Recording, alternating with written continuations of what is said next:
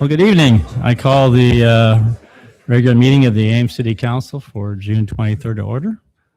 Welcome, everybody, and thank you for coming. And we are presuming, I think rightly so, that many are here for the discussion on the data center project.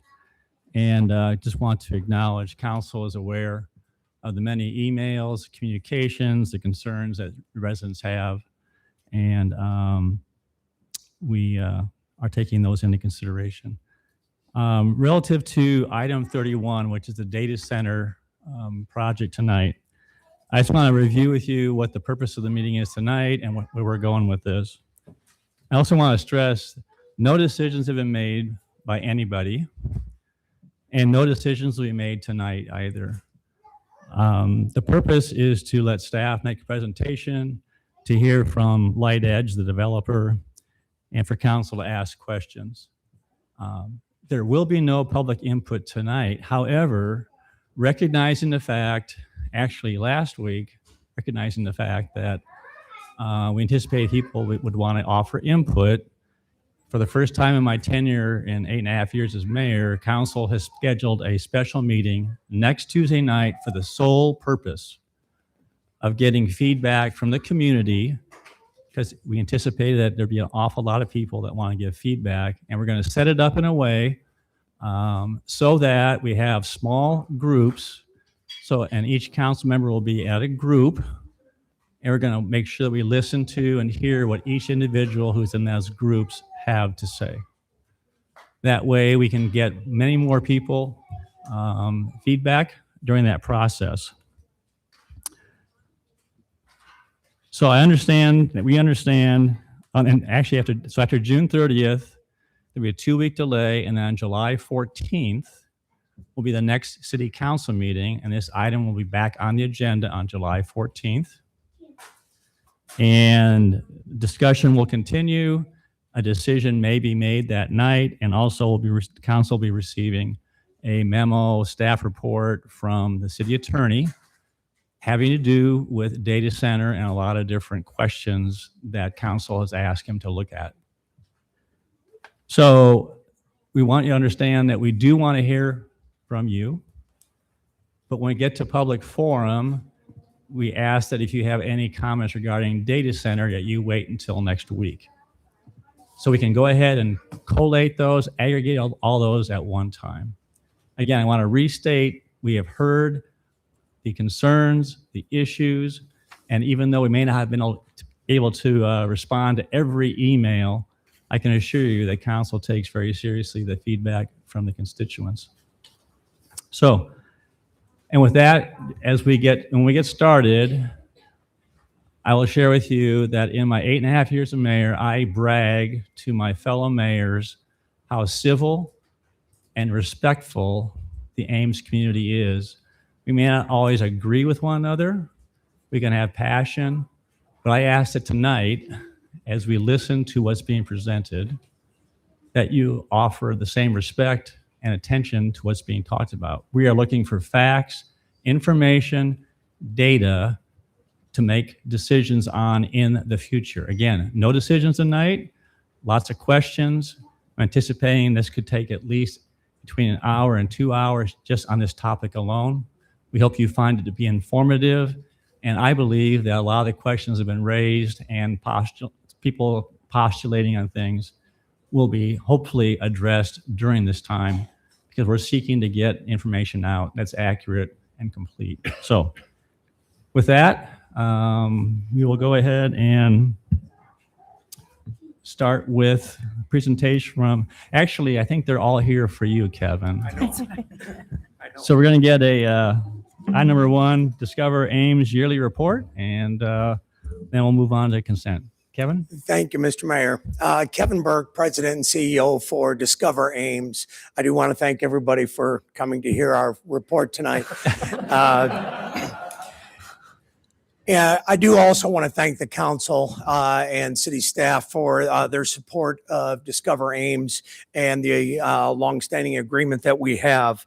Our core focus for Discover Ames is to promote Ames and Iowa State University as a destination to attract groups and visitors to Ames. According to Iowa Economic Development Authority, visitor economic impact just for Story County in 2025 was $243.6 million. That's an increase of 15.5 million over 2024. That's significant. Those visitors also generated over $51 million in taxes. That's sales tax, local option sales tax, fuel tax, alcohol tax, all that benefit the state as well as the community and the county. Most people think of visitors spending as primarily in lodging. In the report that we submitted, you can see that lodging really only makes up about 19% of the spending by our visitors in Ames. So it's important for us to not only visit to ensure that we get heads in beds, as they say, but also to bring day visitors to Ames because there's certainly a lot of economic impact based on those visitors spending in retail, recreation, transportation, and food and beverage, obviously, as well as lodging. We have 5 major pillars within Discover Ames. Marketing leader is one of those. And we have initiated last year a new strategy, and that strategy produced more than 2 million visitors on social media, all of our channels for Discover Ames in 2025. That's a significant increase over the year before, and we had well over 300,000 visitors to the website. When you travel, visitors' websites, our communities' websites are extremely important, and we've done a great job in promoting that. Our second pillar is business development. That's really where we are attracting groups and events to come to Ames. Last year, we announced we secured the boys state basketball championship coming up this March in 27. We also extended, after hosting the girls' state soccer last year, we were able to extend that contract 2 additional years through 2029. We just hosted that 2 weeks ago. Last year, we also hosted the National Senior Games, a number of National Senior Games events that were also in Des Moines. But just the events that were in Ames, we calculated was about $1.3 million in economic impact to the community. And we serviced over 170 events that we were able to either bring to Ames or events that were coming to Ames that we supported in one way or another.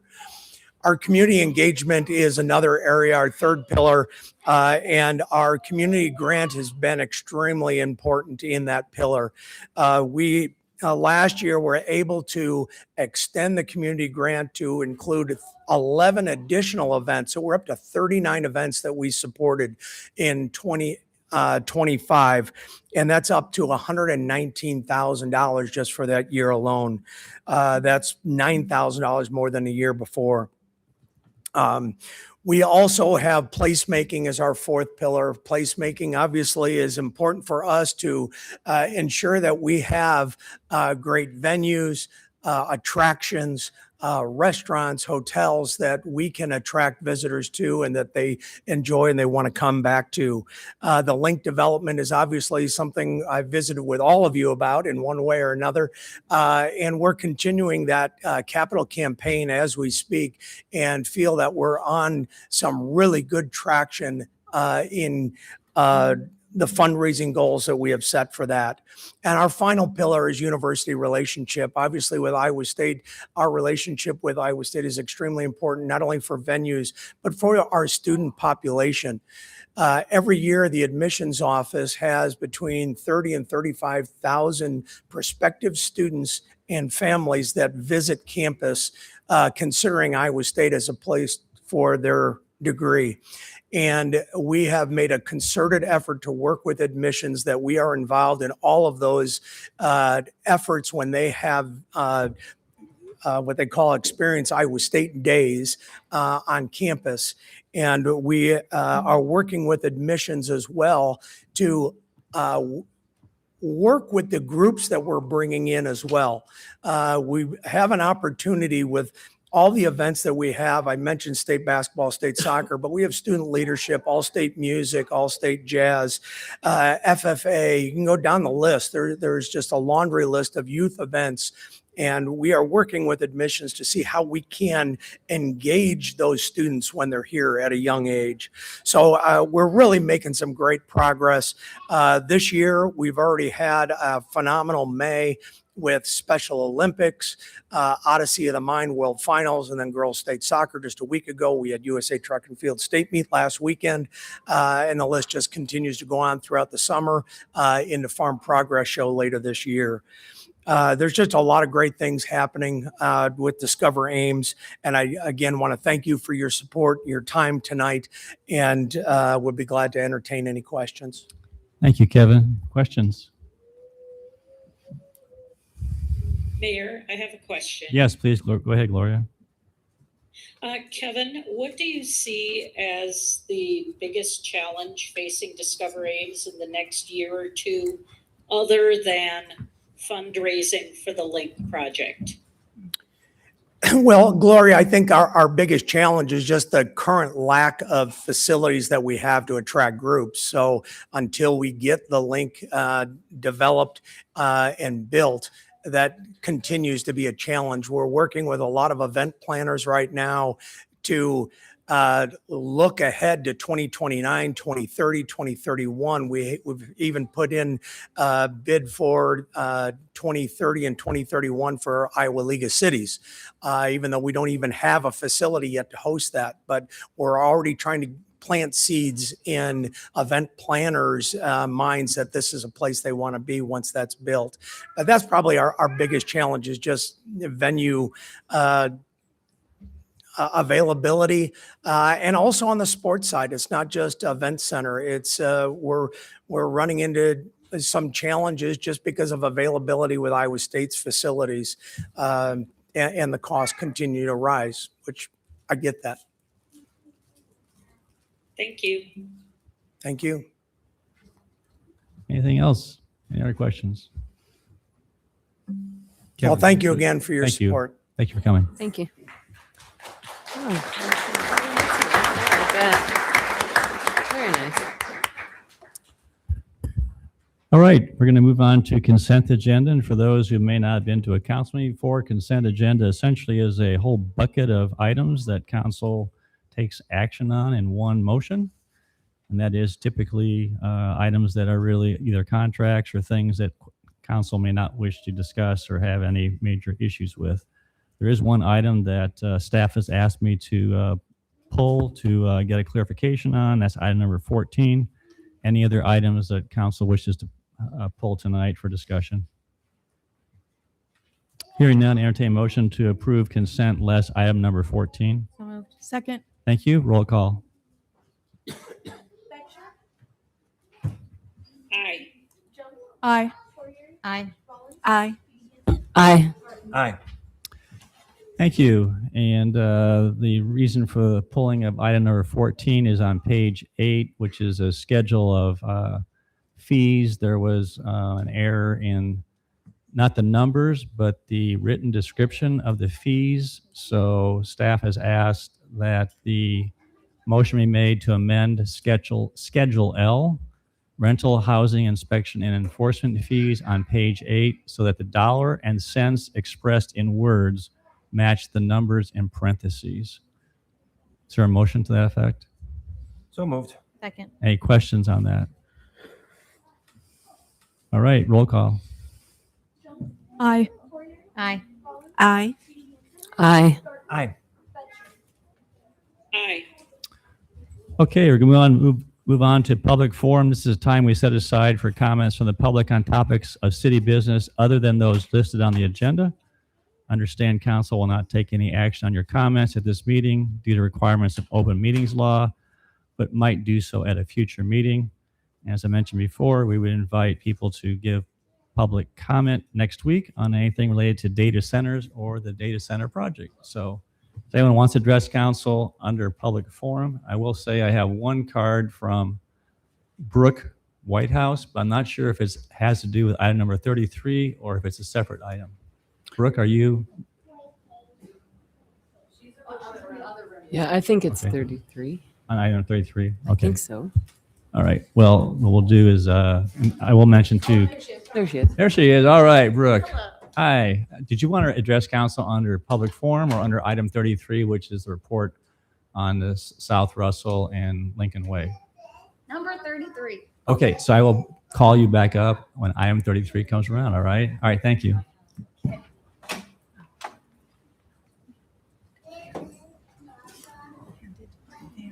Does she have one? You can bring And council, I do want just to draw your attention. There are almost have a full room and item.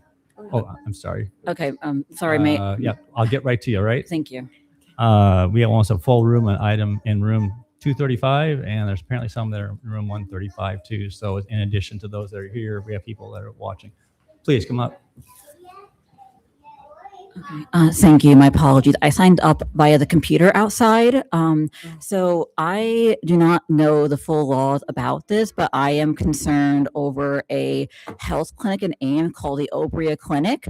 My experience of the Obria Clinic have been that they advertise as though they are a secular clinic, but they have asked me to pray in the exam room when I went there, and they seem to be affiliated with many conservative church groups. They also are very pro-life, which is their right to, is a free country. They can think that, but they are advertising abortion information as though they are non-biased when they are, to my understanding, very strictly pro-life. They also are offering something called the abortion reversal pill, which I've done some Googling, and there are mixed studies about that pill, including some risk of hemorrhaging in some studies, and they are telling patients it is mostly risk-free. And I'm just concerned about this advertising, and I'm wondering if they are going against any advertising law because they are, from what I've seen, posing as a different thing than they actually are providing. But I know it is a legally complicated area, and I don't know the laws around advertising. I don't want to make any intense claims. Thank you. Is anybody else? All right, we will close public forum and council. I would like to move item 35 up for specific reason to be mentioned here. This is a request to initiate Plan 2040 Land Use Designation Amendment for 300 Airport Road. It was a motion to allow for application to change employment from commercial. There was some concern that if council took action on this item tonight, that it might pave the way for a data center to go there. And so there's been some discussion about tabling this item until at least July 28th, which would be after we get public input and after we get the attorney's report and discuss that on the 14th. So I entertain a motion to table it and or discussion. I would move we table this item to a future council agenda. Thank you. Second. There's a second? Second. Thank you. So one question. So I'm always in favor of moving this, but I just want to make sure that if are there any timing issues that we need to be cognizant of with respect to this proposal? Fair question. It's my understanding that there is not a urgency to that topic tonight. Perfect. Thanks. All right. Those in favor of the motion, please say aye. Aye. Any opposed? Aye. Any opposed? Motion carried. So just for clarification, the item that for rezoning this property is now being delayed until at a minimum the 28th of July. All right, we'll move on to item number 31, which is staff presentation and overview of Light Edge Data Center project and a lease of airport property. I'll turn it over to Assistant City Manager Brian Phillips. And gentlemen, make sure you can keep the mics as close as you can so everyone in the back can hear. Okay? Brian? Thank you, Mayor. I'm joined today by Don Kahn, Electric Utility Director, and Kelly Beekman, Planning and Housing Director, for those of you who aren't familiar with us. We're here to talk tonight about a request from Light Edge to lease city property at the Ames Municipal Airport. So before we get into the details of this, I just want to set the table about why we are here specifically. So on May 8th, the City Council received a letter from LightEdge requesting to negotiate a lease for city property at the airport in order to construct and operate this data center. The council then referred this letter to staff for a report and then ultimately for tonight's presentation. Tonight's presentation is informational only, and as the mayor indicated, we will have a staff presentation outlining the request and the implications for our city infrastructure. There are representatives from LightEdge who are available to describe the project in more detail and answer questions, and then certainly you can ask questions of us as city staff. But then, as the mayor said, the public input portion of this discussion would come a week from today at a special city council listening session.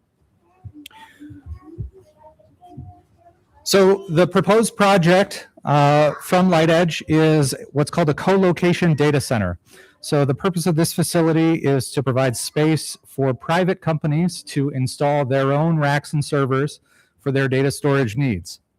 LightEdge, as the host of this site, would provide the building, the utilities, the cooling, and then rent that space to the clients who are utilizing it for data storage.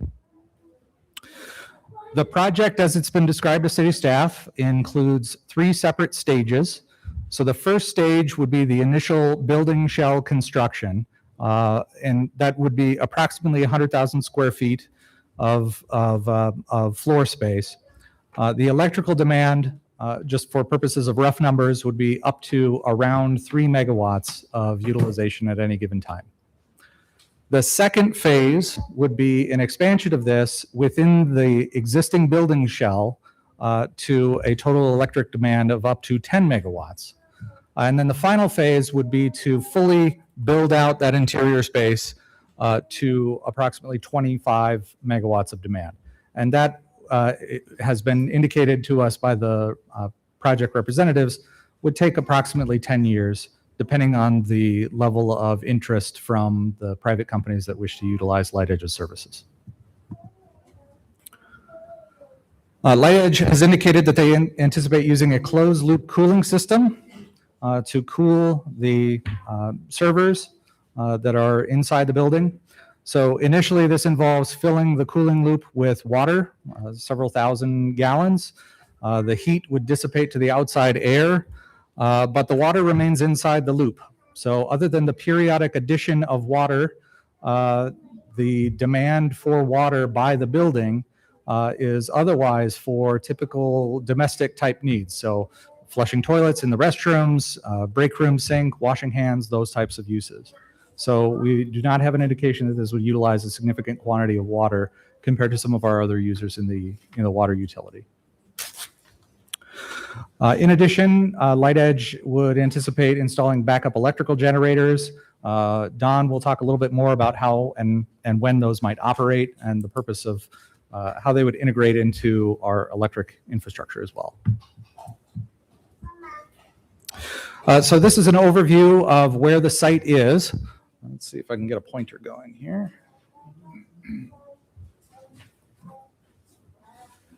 So you'll note that this is Airport Road along the top. This is the James Herman Banning Ames Municipal Airport.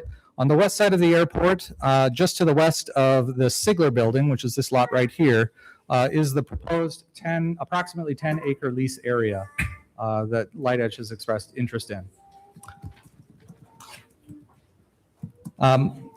On the right, this is an excerpt from the airport master plan. And the airport master plan identifies areas of the airport where it would be intended for future development. And it breaks those developments down into developments that service the air amenities of the airport. So things like taxiways, runway extensions, hangars, navigational aids, and things of that nature. And contrast those with areas that are non-aeronautical use. So the areas in orange on this map are areas that are anticipated for non-aeronautical use. We'll talk a little bit more about non-aeronautical use in just a moment. The 10.86 acre area is just west of the Sigler property. This is an excerpt from the original lease agreement that was developed with Sigler or what became Sigler in 1997. And it identified the development of Sigler would occur on, or the building that is now Sigler would be on Tract A here to the east. This Tract B is the property of interest for this particular lease. This area is already zoned for planned industrial. It's the same zone as the building Sigler is in, as well as the same zone that we have in a variety of locations throughout the community. As I mentioned, the airport designates this as non-aeronautical use in the master plan. So this is a designated developable area where there is no aeronautical purpose. So this area is not easily accessible to the airfield system. It would not be easy to connect to it with an airside amenity like a hangar or taxiways. And there's no aeronautical purpose that's been identified, like the need for future beacons or hangars or things of that nature. This property is currently farmed. So many of the areas around the airport that are owned by the city are leased or are rented to a tenant farmer who the city receives cash rent from. The farmer then plants crops, collects the proceeds from the harvest, and that allows us to preserve that area for future development while also receiving some income for the airport's benefit. According to our airport master plan and FAA regulations, a lease of airport property is preferred to the outright sale of a property. So originally, for example, the building that is now Sigler was in a long-term lease, a 50-year lease. That situation continued from 1997 until, I believe, about 2022, when Sigler ultimately requested to purchase that property. The sale of a property that is utilized at the airport requires some extensive procedural hoops to be jumped through, including demonstrating that the property was never purchased originally with federal funding and going through an appraisal process and a variety of other regulations. We believe that a lease would be preferential if the council was to entertain this request, because it allows us to maintain control over the property ultimately, as well as receive rent for the airport. One of the other benefits to leasing that's identified in the airport master plan is that there is a goal to make the airport as self-sustaining as possible, which assists in supporting future investments. So for example, many of the improvements that occur at the airport are funded with federal grants. But those federal grants require a local match. The local match is often, or is in many instances, is financed through the issuance of general obligation bonds, debt that is paid by the entire tax base of the community. So the airport master plan indicates that leasing property allows revenue to be raised, which can then either accelerate those improvements or offset the use of general obligation bonds and reduce the burden on taxpayers for those improvements. Another wrinkle that needs to be mentioned is that if a lease was to occur, the FAA requires that any revenue received from that lease be exclusively used for the airport's benefit. So it would not be permissible to take the lease revenue that results from a lease of this nature and move those proceeds into a park project or into a street project. It has to go back towards the airport operations and improvements. So in addition to the, there's a couple of different aspects of revenue that would come to the city from a project such as this if it were to be pursued. So one aspect of it is the land rent, which we talked about needs to be reinvested back into the airport. So currently we receive $255 per acre for farm rent. In comparison, if we were to look at the original Sigler lease, which again was developed many, many years ago, 30 years ago, and may not be the best market-based comparison. But just for the purpose of this exercise, that lease, when it was entered into in 1997, indicated that in 26-27, the year we're about to enter, the lease rate would be about $5,500. So the lease rate for vertical infrastructure improvements is far greater than what we receive from farm rent for these kinds of projects on the year.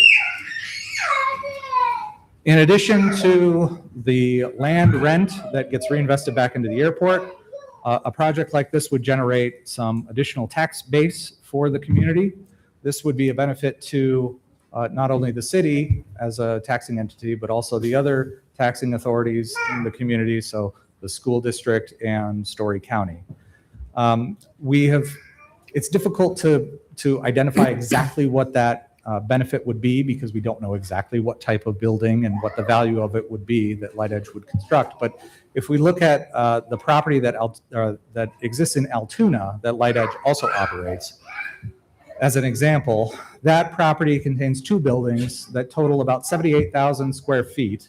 And remember, in comparison, Light Edge is considering around a 100,000 square foot building here. That property is on 7.3 acres in Altoona. It's valued at $15.5 million. That property generates roughly $500,000 in property taxes annually. If you remember from our budgeting sessions, the portion of a property tax bill that is accruable to the city is about a third, right? Roughly a third. So again, this is not an exact comparison. We would need to go much further down the road in order to determine the actual tax benefit to the community, but this gives you a rough idea of the scale. So I'm going to turn it over to Don now to talk about some of the electric utility issues related to this development as a large electric power user.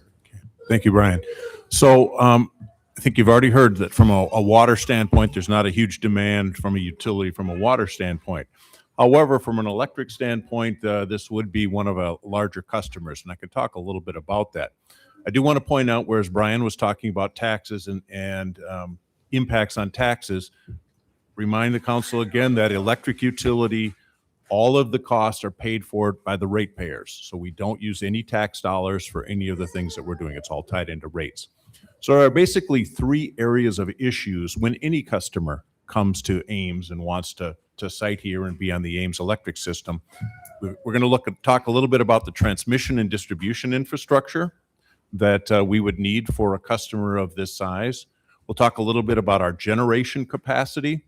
And then we want to talk about some of the system constraints that we're currently under as we operate the system today and how they may or may not be impacted by a new customer. Next slide, please. From a transmission infrastructure standpoint, and in a minute I'm going to talk, we're primarily focusing on the airport property west of Sigler.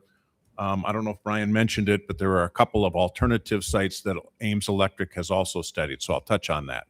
So for the site that they're looking at next to the Sigler site, we already have infrastructure to handle any kind of, I shouldn't say any kind, the average customer coming in there and wanting electric service. So we have the capability today to serve up to 3 megawatts there.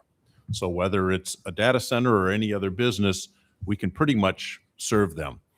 Brian pointed out that they had a series of phases. So then we said, okay, what happens if they want to grow between 3 and 10? Whereas we have an existing distribution system in there today, we then, from an electric standpoint, would look at a dedicated feeder. This would cost approximately $4 million. We have the capability at our VetMed substation. There's an existing breaker. And to do that properly, we would want to hear from a customer, the data center or any customer. We'd like to know about 3 years in advance when you want to be at that load so that we can start looking at engineering, wiring, building it, that type of stuff. And then because they wanted to look at something greater than that, we then said, okay, if you're moving to phase 3, not only is it a dedicated feeder, we'd literally be building a dedicated substation. So this would require some land. It would cost approximately $12 million. And and we would want a 5-year planning horizon. A transformer would be needed for something like this, and we just ordered a transformer, and it's a 30-month lead time on trying to get that. These are preliminary estimates, and we would true these up as we know more of the specifics. To kind of talk through this, so phase orientate you to this picture here. Brian's pointing, this is that property that we just got done talking about. So phase 1, there is already existing distribution infrastructure. We use it to serve Sigler now that could be used currently to serve the airport project if they wanted to build and get up to speed up to about 3 megawatts. Phase 2, if they wanted to do this in steps, we then would build that red line that goes north to south. So Brian was pointing at the VetMed substation. We then would look at building a dedicated distribution line from VetMed substation down to the airport site. This would be at our 13.8 voltage, and it would look like any other line that we have in the city. Then phase 3, to cover anything 10 megawatts or greater, we currently have a 69,000 volt line that runs basically down Duff, and we would tap into that line approximately at Airport Road, build a line over down Airport Road, come to the airport property, come down that reddish box right there. That would be the substation.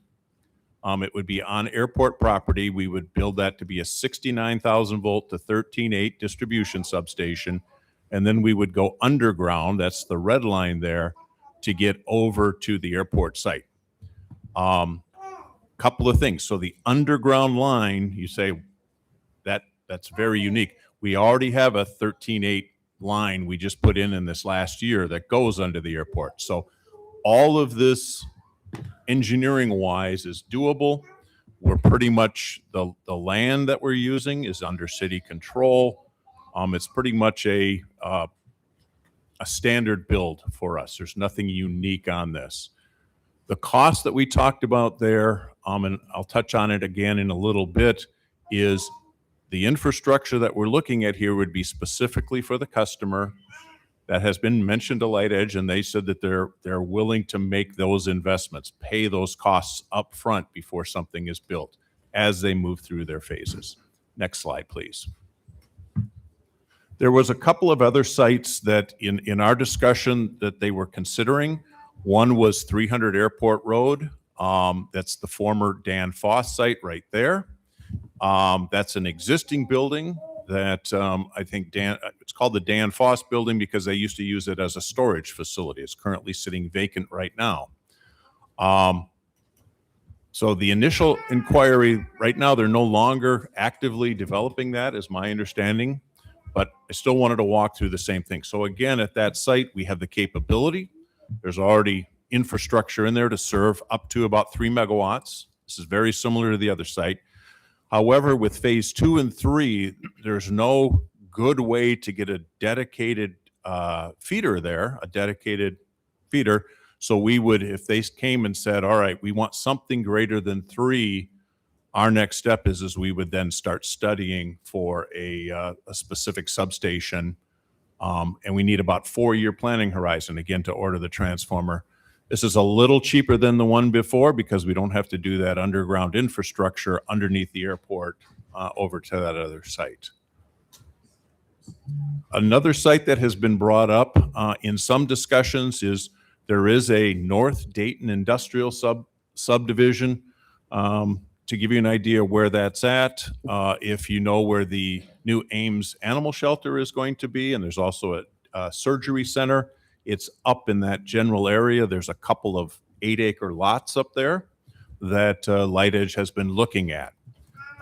We call it the Bailey Avenue property. Again, we have the capability, if any customer wants to go onto those 2 sites, we can serve up to about 3 megawatts. We've got distribution up there already and serve them. To go into phase 2, this one would be, quite honestly, a little more difficult. We'd have to come out of our our Dayton substation. Dayton substation's pretty crowded. It's just south of the railroad tracks. We'd have to go underground. And we would have to work with our neighbors Alliant and probably underbuild or build with them on their existing transmission line that they have going up Dayton. The key with this is, and the reason why the planning horizon is a little bit longer is we're not in city property. We're working with another utility, and there's going to be a lot more partnerships, if you will, to get that phase 2 up there. It would be a dedicated, again, distribution feeder. To go to phase 3, there are a couple of challenges here. We would again need to tap our existing 69,000 volt line, come over and build a substation. The best way to do this is to tap our line that goes from top of Hollow. Brian probably has a picture. I know he does. To tap in. Let me bring you to get you familiar with this. So, let's see. So that line right there. This is 13th Street Is here, 13th Street, and here's Dayton. and there's Dayton. So coming down, you can This is see the the site. Dayton substation. It's at the, okay, there's their site, I'm sorry. Dayton substation is down there. So the phase 2 portion of this would be to build up Dayton, and then the red line, and then come over and come to the back of their property and to serve that. And again, this is where Alliant, excuse me, it's ITC, I apologize. ITC has an existing 69,000 volt line that we would have to either hang below or likely rebuild some of the poles to get it up high enough so that we can underbuild it. The long-term plan, or the final outbuild, is we have a 69 kV line that Brian's drawing there that goes from top of Hollow down to Ames plant. We would likely tap it right about where his pointer is. That makes the most sense. We have an existing road in there for about a third of the distance, and we would have to work with 2 landowners to get easements. We'd have to clear quite a bit of trees and then build a double circuit 69,000 volt line into there, put a substation, and then come back out. Hence the need for, it's an additional cost, and we would need considerable time to work with the landowners, work with engineering and things like that, which is why it has an extended period of time. Maybe I'll pause there for a second. So from a transmission distribution standpoint, that's how we looked at it. That's how we could likely serve the customer from any of those 3 sites. Anything on that before I kind of jump to the next section? I prefer you can go through everything and then we can cycle back. Otherwise, we can get sidelined or ask questions that are already going to be answered in the next segment. Fair enough. A second piece of this is, so there's infrastructure, the capacity of the infrastructure to serve it. How are our wires using? How would we get the service to them? A second thing that we also look at then is our generation capacity. As council knows, we are moving towards building new generation here in the city. So we have enough generation today to meet our load. We are building new generation. To work with this customer and knowing that they're likely going from 3 megawatts to 25, 3 is easily workable, 25 becomes a unique challenge. We would work with the customer in essence that they would be bringing their own capacity to the table. So in other words, we wouldn't be building new generation necessarily to serve them. And the 2 options to meet that capacity, one is loads have the capability to go to MISO. MISO is our regional transmission and energy markets organization. Loads can go to them and ask for what are called ZRCs, zonal resource credits. Yeah, zonal resource credits. So in other words, MISO will give them their own capacity, and what MISO gets out of it is in essence a control on a switch. So when the region needs to shed load, MISO then would say, you need to get off the system. Okay, that's not saying necessarily that the data center would have to shut down, but they then would operate their generation so they have no impact on the generation system. When you say they, you're saying Light Edge would have to turn on their own standby generators to provide power, not we have to provide that makeup power. Is that correct? That is Thank you. correct. Yeah. That is correct. And it's not a, well, I will today, but I don't have to tomorrow. MISO is extremely clear on you will, or it's not just financial penalties. MISO is very clear that you will physically remove yourself from the system or zero out your load. So they can't buy through it, if you will. Another alternative is, so when Ames is in need of capacity, if and when in the coming years we're short 1, 2, or 3 megawatts, we have the capability to go what's called the MISO capacity auction. So we may be short 3 megawatts or 6 megawatts, whatever. We have in the past gone to the capacity auction, and you go seasonal. If you need it in the summer, you can buy just the summer. If you need it other seasons, you can. You tell MISO how much you need, and then MISO calculates that over each state. It's a little bit bigger than the state. We're in zone 3, which also includes a little bit of Minnesota.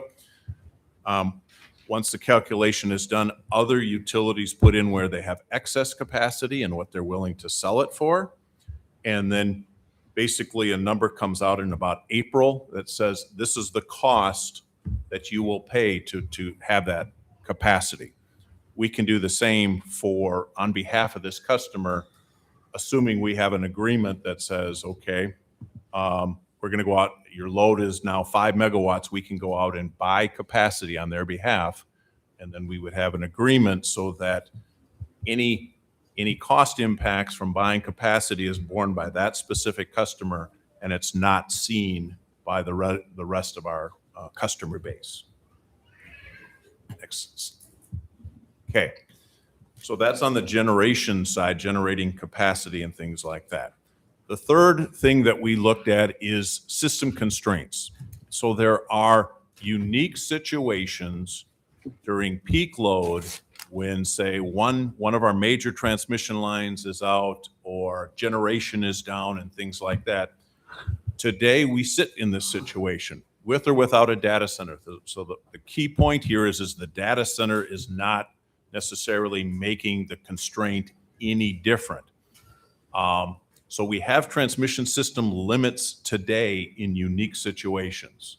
When one line is down and we plan for that next line to be down, what do? And we set up certain things in our system. Next slide, please.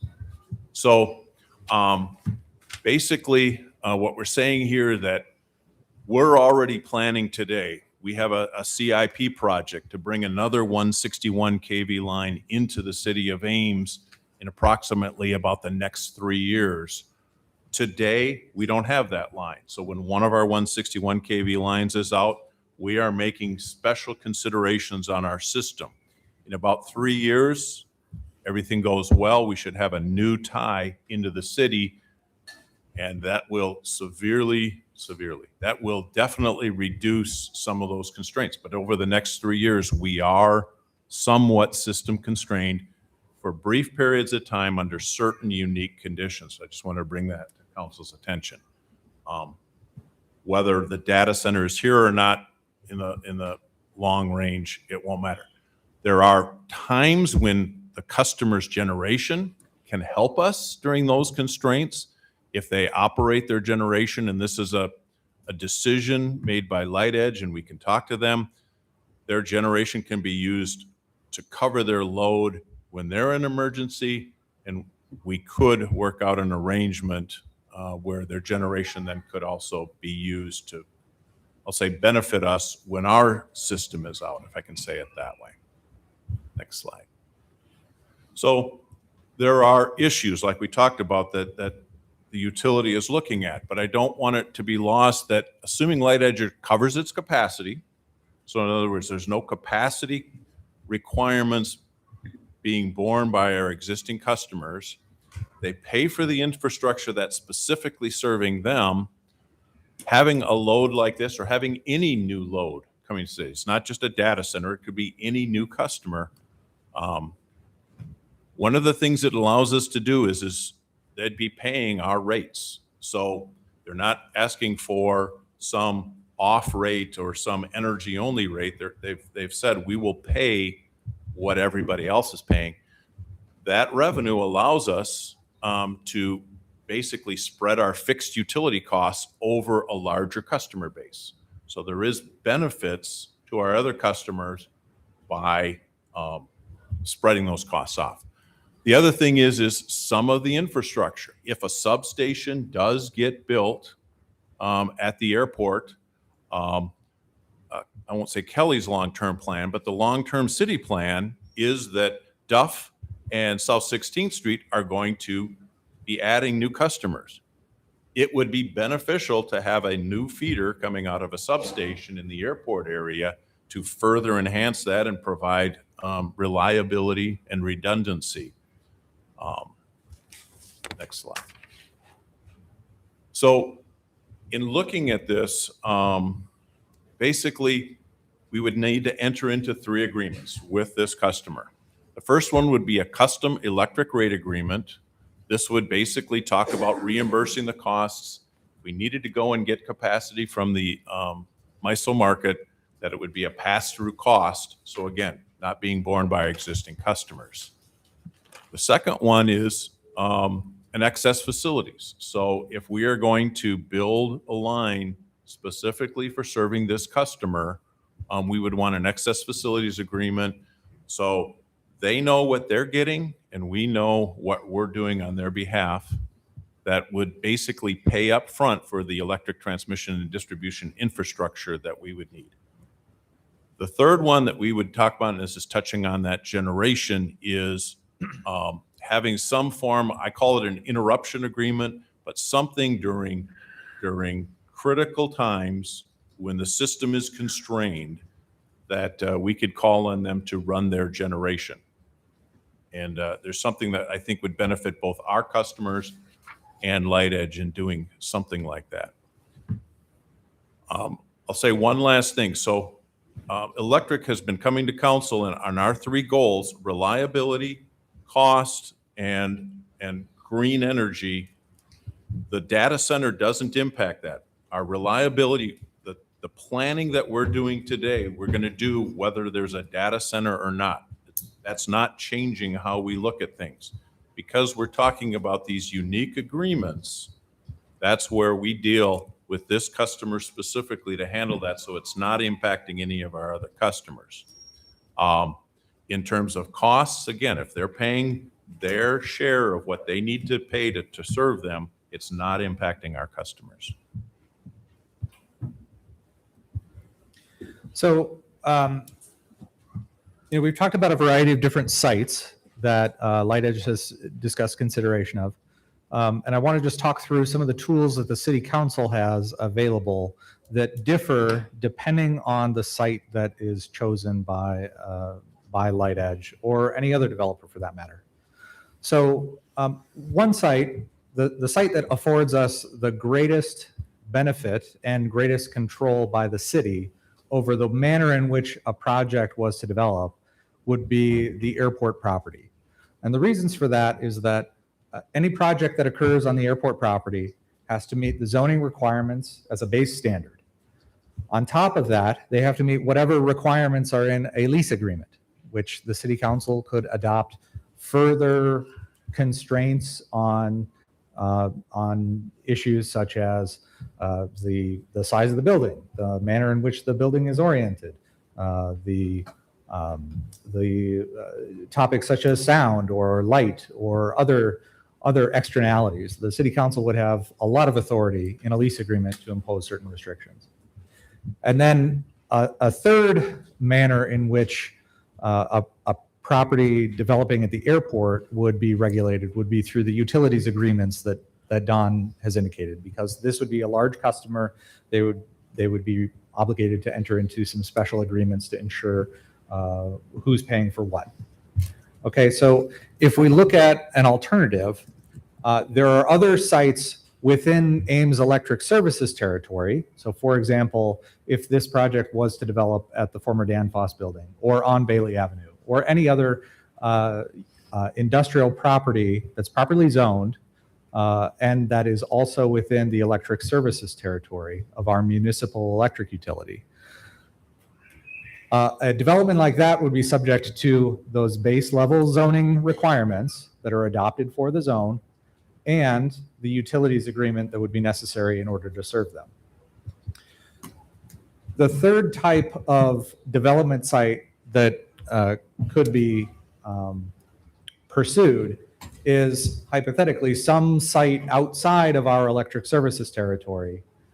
We don't have any understanding that this prospect has explored that, but if this development went to, for example, Prairie View in an appropriately zoned property in the Prairie View Industrial Park, which is in the Alliant Energy service territory, then really the only tool that the city has in order to shape how that development operates and forms up is through the zoning requirements. We don't have an interest as a utility provider. We don't have any ability to regulate through a lease. So I just wanted to walk the council through those different levels of ability to influence the outcome of a potential project. It really depends on where it goes to identify the tools that you have available. So just briefly to cover the next steps. So we're having this meeting here today on the 23rd. We will hear from the Light Edge representatives in a few moments. On June 30th, the council has adopted or has scheduled a special listening session. I think we may evaluate the venue that we hold that meeting in, given the interest that we've had tonight. But the goal is we will have that session 1 week from tonight, where there will be council members and staff available. We will discuss the comments and concerns and questions that the community members have about this project and about data centers in general. That'll be followed by a July 14th meeting where at that regular meeting of the city council, the council has asked for a report from the city attorney regarding restrictions that the city could put together to address data center development. And so those could include a variety of different things. For example, changes to the zoning ordinance, changes to how we operate our utilities. It could include a moratorium for further study of data center projects or certain sizes of data center projects. There's a variety of different tools, and the city attorney will outline that for you in about 3 weeks' time.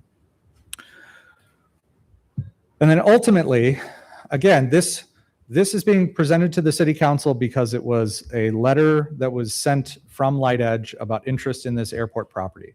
So ultimately, the council will need to direct city staff as to whether you wish for us to negotiate with Light Edge for airport property, or if you do not want to negotiate and you would like to pass on the opportunity, or if you would like to take some other action.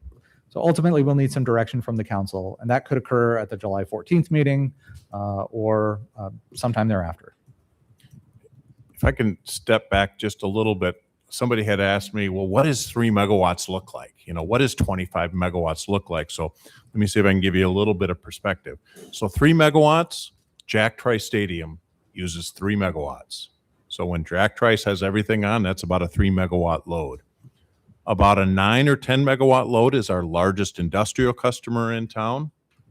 And then, and that's about 10 megawatts. And then 25 megawatts would be about 2.5 times our largest industrial customer. So if that kind of gives you an idea, and our peak load's about 138, so 3 megawatts of 138 is relatively small from an overall load capacity standpoint. 10 is about 10%, a little less than 10%, and 25 would be about a fifth of the size of the city.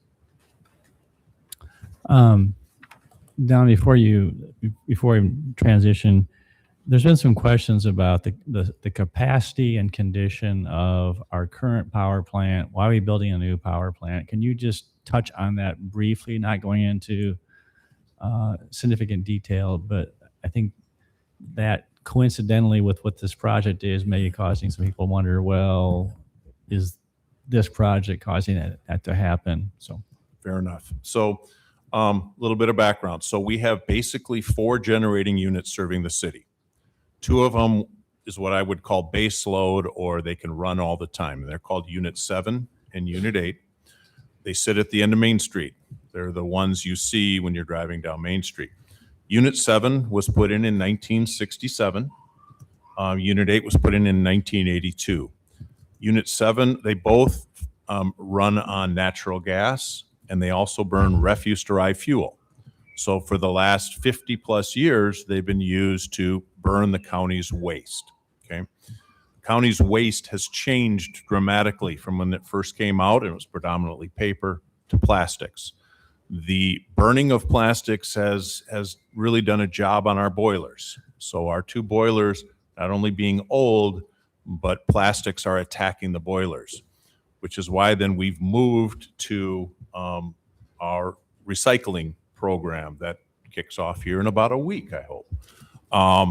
So with that said, so in looking at Unit 7, we can see its useful life coming up in the next 5, 6, 7 years, okay? We need to meet our own capacity. Forget about data centers. We need to continue to have our own capacity from a generation standpoint here to serve our customers.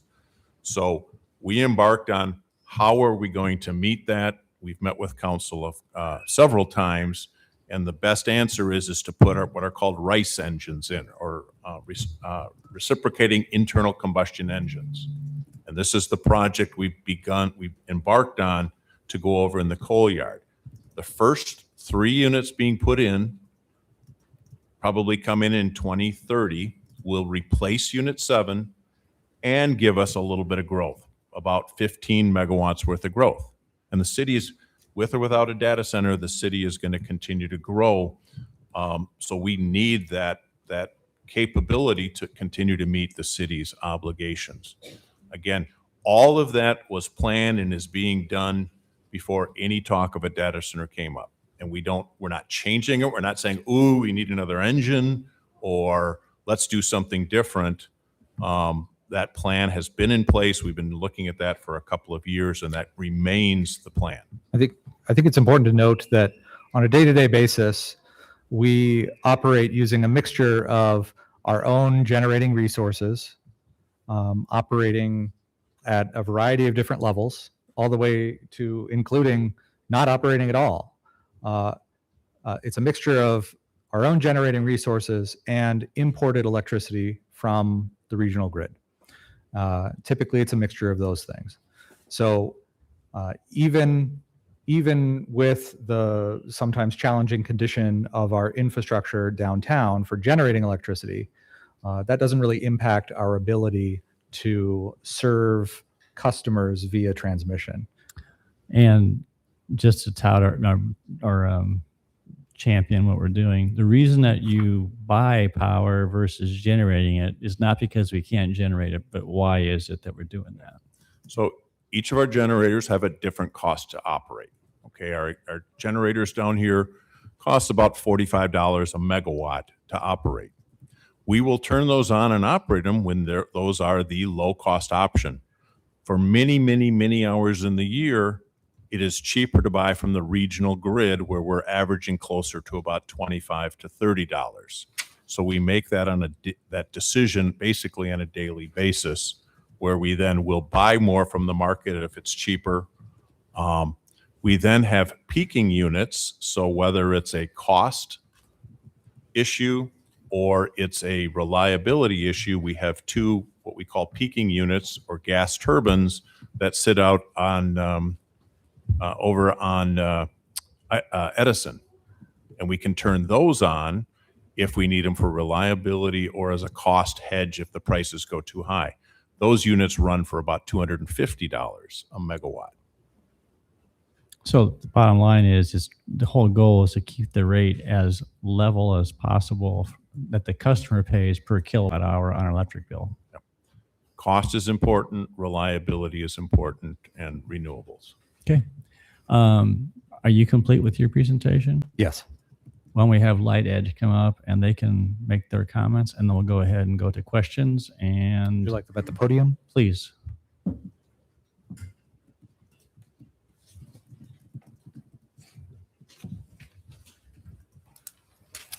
I'll let them go ahead and introduce themselves and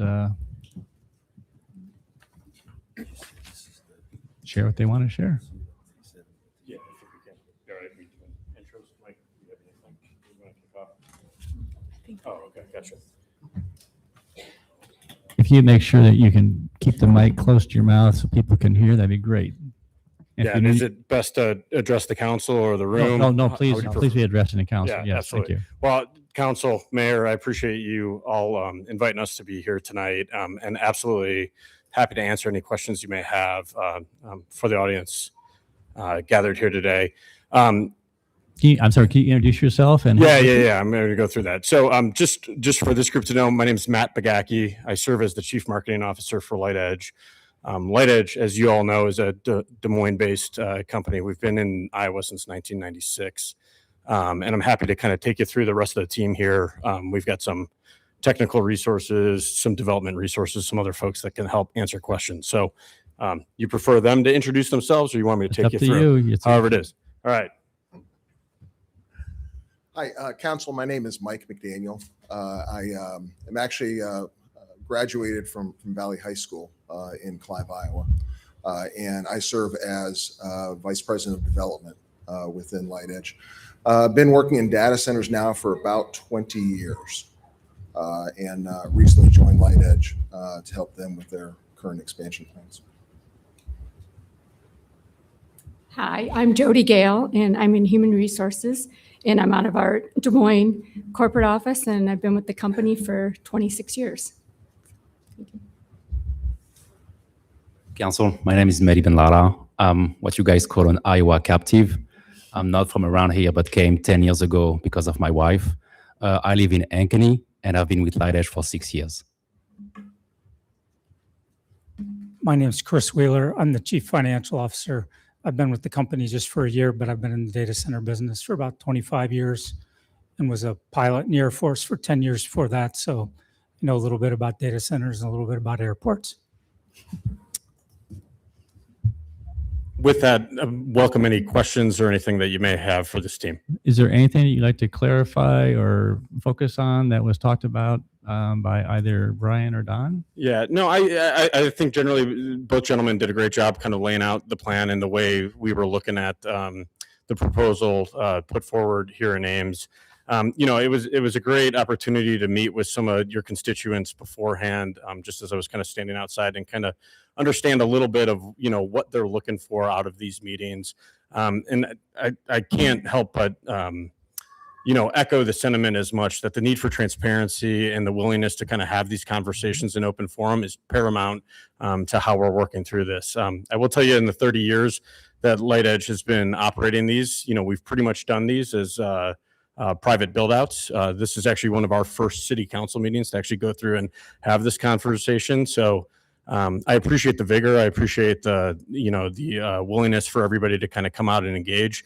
I know we've got a lot to do on our weekday nights, so the fact that you draw as much as you do just shows kind of the energy in the community. But no, I think the gentleman did a great job kind of laying out what we were looking for here. The one, and I think it came out just in terms of the overall megawatt usage and what we're looking to do here. The common conversation going out in the public forum right now is really around data centers in terms of, what is the impact going to be on me and the fear associated with the unknown. We totally get that, right? I think if you'd ask any of us up there, if, Elon or Sergey came into our communities and said, hey, we want to go build a 500 megawatt data center, how are you going to go do about it? We'd all be pretty skeptical of it as well. We've been in this business for 30 years providing these services. They called out the Altoona facility. I'd invite anybody to kind of come take a look at that Altoona facility. Go look it up on Google Maps, see how it's located, see how it works there. We know how to be a good neighbor in Iowa. We've been down there for 20 years. That's a smaller facility, just like this one is. I know that sounds like a big load compared to what the city's providing right now. But it really is in this idea of an edge co-location data center. This is not a hyperscale data center. This is not an AI data center. This is not a liquid cooled data center. The things that you hear in the media today of what this is, I think the gentleman did a good job of saying, hey, clearly this is what the expectation is. And this is what the expectation is, not only right now, but in the near and medium term over the next 10 years. So I'd really like to just double click on that point, because I think it's important for us to go in and showcase the difference between, hey, what do we hear about in terms of these hyperscaler or AI data centers? What are we looking at for more of these edge co-location facilities that are really here as a service to the local community and to the local businesses that are actually running here? So I think other than that, we're pretty much open to question. So I'm sure we have lots of questions, but I just want to start Sure. with just some clarification. Co-location, would you just describe what that is? Because I think when someone hears data center, they think about a 300,000 square foot or, Yeah. a massive thing. And frankly, I need to understand Yeah, what, for when sure. you say co-location, you know what that means. I don't. essentially. Totally. And I think the intro comment of it was the easiest way to kind of frame it in there, is that we are hosting servers and racks of other companies in our facility to go let them go do the things they need to every day. So the common, illustration I always use for folks, because I'll tell you right now, my wife has no idea what I do every day, right? When you work in the data center business, when you work in the cloud business, it is really, really hard to explain to your family what it is you do day in, day out. And co-location is one of those kind of arts in IT where, hey, the workloads that actually run the companies that are outside there. So if it's a manufacturing company, if it's a healthcare company, if it's a company's operating system, those things all run on servers. Those servers need to go be stored somewhere. 40 years ago, they were all stored in a data room or maybe in an on-site data closet inside of a company. We have long since passed those days where that is the safest and smartest place to run those workloads, those services that help all those companies run. And they use co-location facilities to go do that. Why we run these edge co-location facilities, so the one we have down in Altoona, the one that's proposed here in Ames, is because there is a need for proximity to the companies that we serve.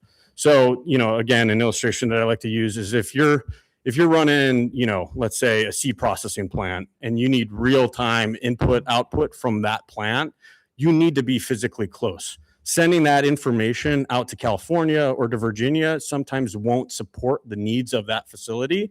So we run the servers, the computer systems for that company locally for them because they no longer want to be in the business of supporting their own servers, supporting their own compute.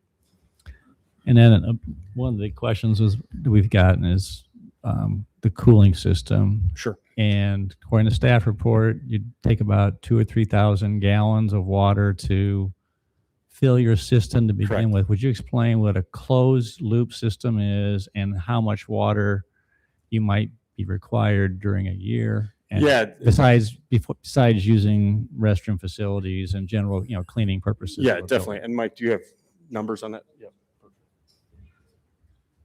So council members, a closed And loop. I'm sorry, I know you, man, can you hold the mic up either close to you so people can hear? Is that better?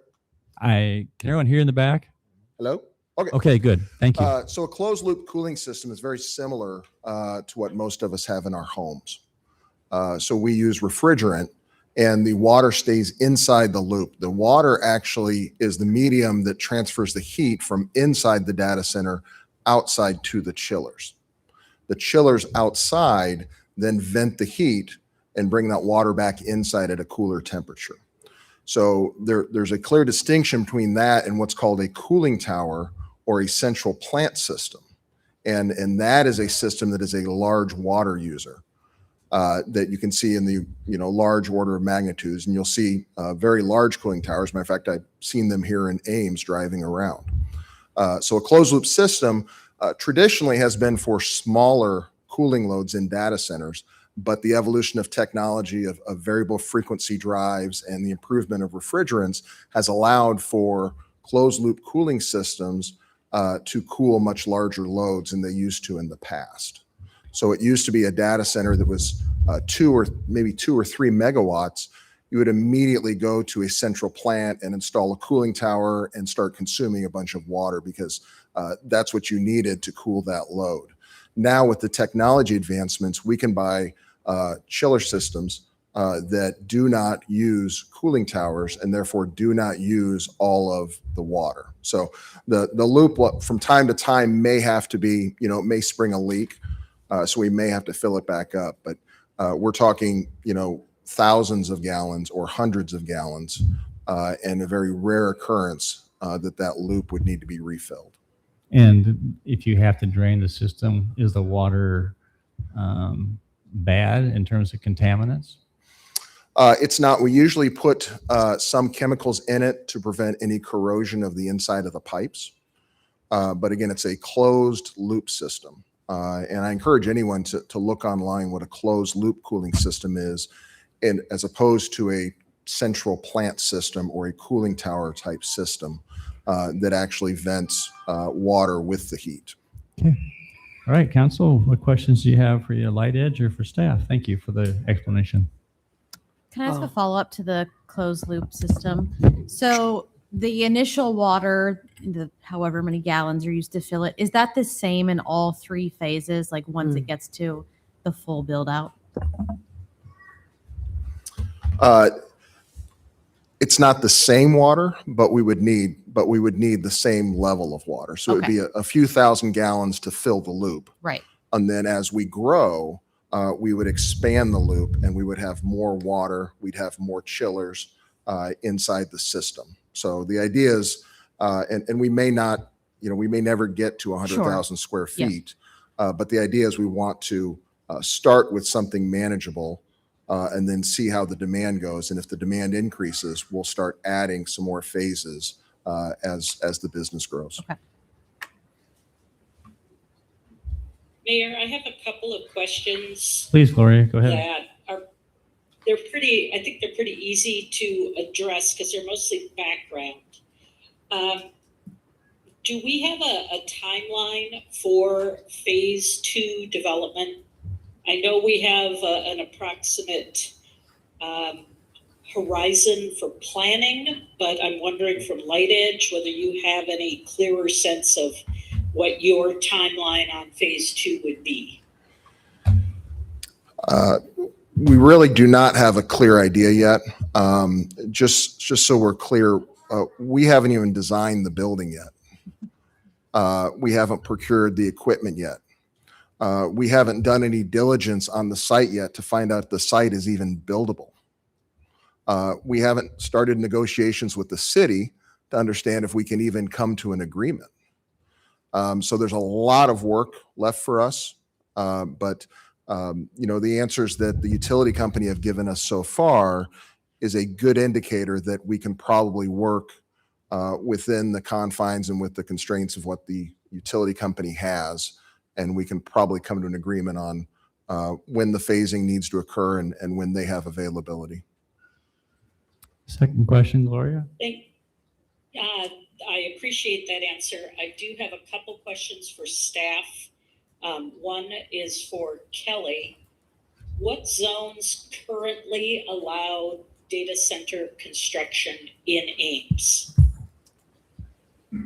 So we have some ambiguity in the zoning ordinance. I confidently would say any of our industrial zones would permit it. Arguably, maybe some commercial zones. So there is a outstanding request from our department to define data center and define what zones they belong in. We reviewed that with the Planning Commission, but we haven't returned to City Council yet to get direction on that. So right now, I would say all industrial zones. That means intensive industrial, planned industrial, general industrial, and even the research park probably would be allowed to have a data center. And then a question for Don. And maybe Brian, could you put that map back up again that shows the Bailey Avenue infrastructure? I'm wondering, Don, with regard to the build out of connections to the Bailey Avenue site, you mentioned the ITC line as being something that could possibly serve phase 2, but for phase 3, we would need to be looking at our own 69 kV line on the west and making that kind of loop connection back over to the Bailey Avenue site. I'm wondering why that is the case and why it isn't possible to simply build with the agreement with the ITC to create the kind of connection we would need running up that same line as phase 2, so that that would not become redundant if Light Edge expanded in the future. Valid question. So let me kind of go through that a little bit. For phase 2, so Alliant has an or ITC has an existing 69 kV line that runs up there. For us to serve the load, we have a spare breaker at the Dayton substation.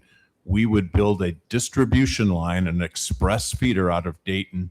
We would hang our line below ITC's line. So we're using the poles and putting our own line on it. Because it's operated at 13.8, it can be hung lower.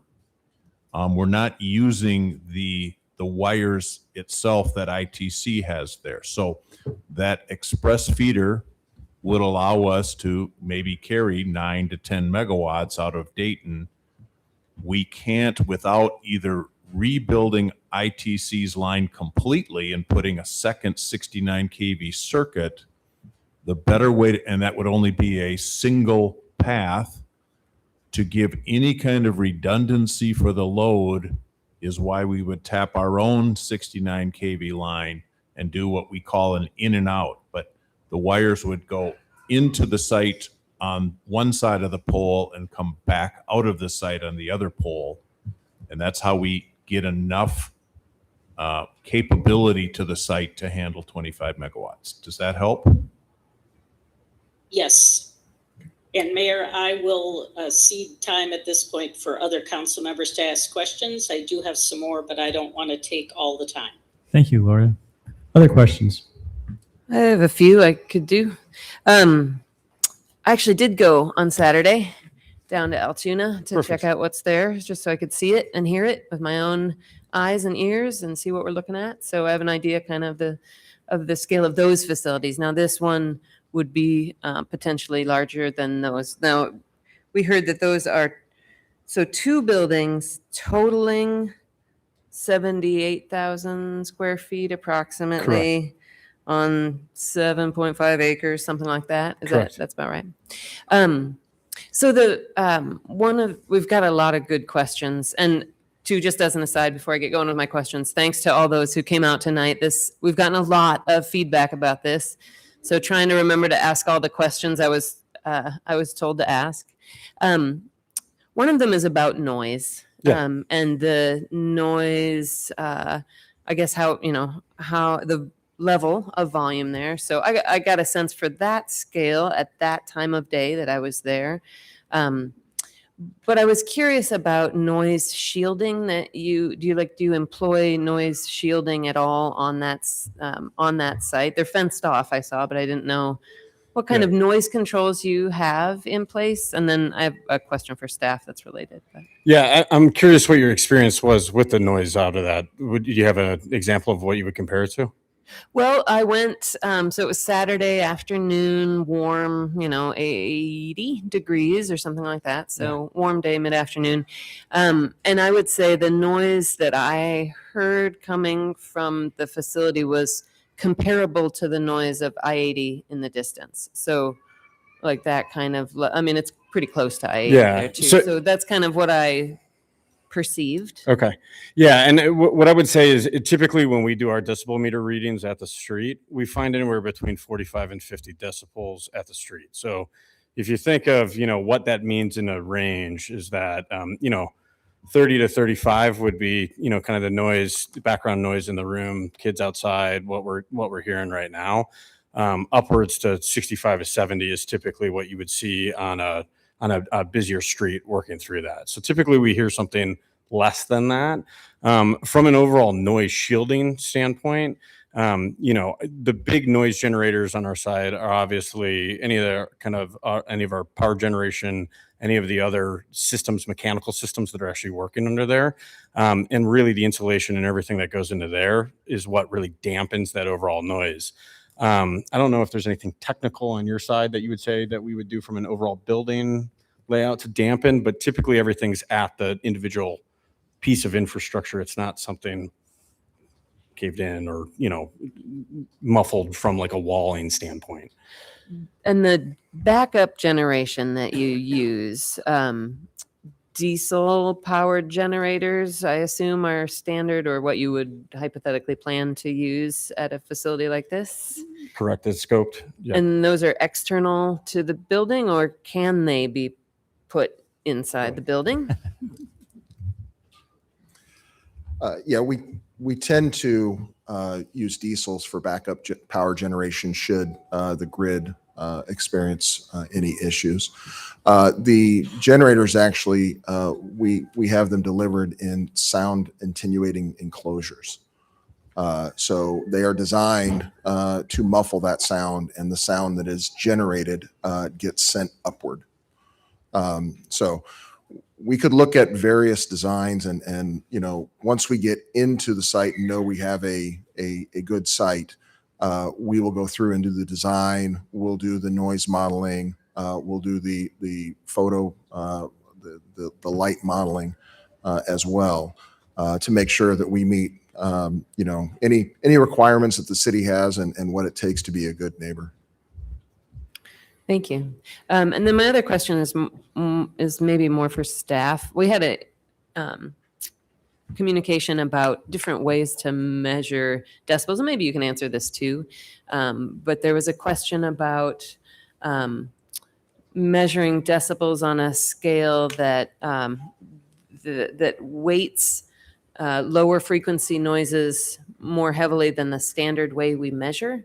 And this was an interesting thought to me. So the term I think was C-scale decibel readings, where where you're including more impact from the base frequencies than our current standard model of decibel readings happen. Now, do you use a particular type of decibel reading? And then my question to staff is this something we've heard, that we've heard of with our own noise ordinance, or is this something that municipalities or other jurisdictions are starting to look at? So we probably have a couple of different answers for you from the city. Our current noise ordinance is dBA, so we're in the A type of classification because that's the normal human speech auditory environment that's typically regulated.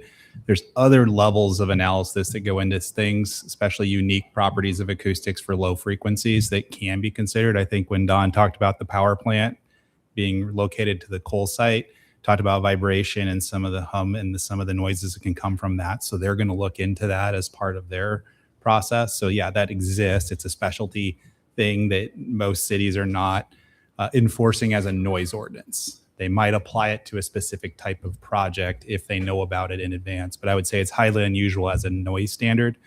There are other noise scales that some communities use to weight different times of day, adding a penalty to nighttime noise versus daytime noise. That again, that's something that can be done, has been done. It's not what we do in Ames.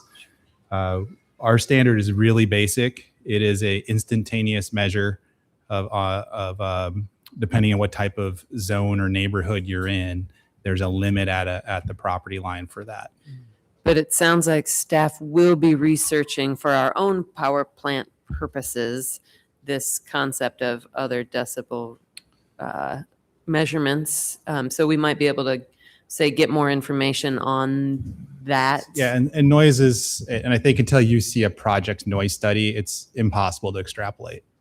Noise dissipates at a very predictable rate as it leaves the source.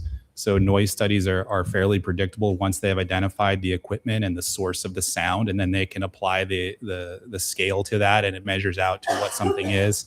And then you can add ambient noise in and all these other things, and multiple generators operating at the same time to increase the source. Like all of that is normally evaluated in a study like this, but until you know the project and the products, it's kind of just guessing. But in general, it'll be very predictable once you get that study. Yeah, thank you. The other question I had, so water, you mentioned the closed loop system. You said that because one of the skepticisms that we've heard is that a closed loop system can work for smaller amounts of megawatts, but people were saying, oh, but once you're fully built out, there's no way that technology could scale up to 25 megawatts. But you're saying, what I'm hearing from you is that technology improvements, you could do a closed loop system all the way to full build out? Yes, we actually use a basis of design that is basically a cookie cutter. So when we go to scale the facility, we'll just be adding more of the exact same equipment as we go. So it'll be the same generators, it'll be the same air-cooled chillers. We'll just be building out the rest of that inside of that facility.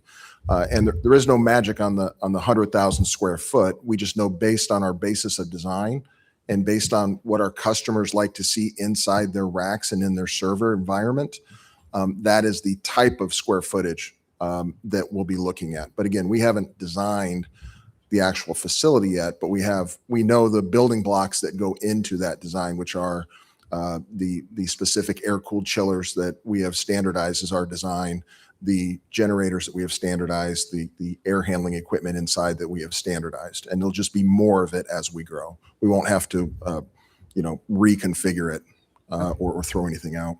Okay. I have other questions, but I'll let other people take turns here. Thank you. Other questions?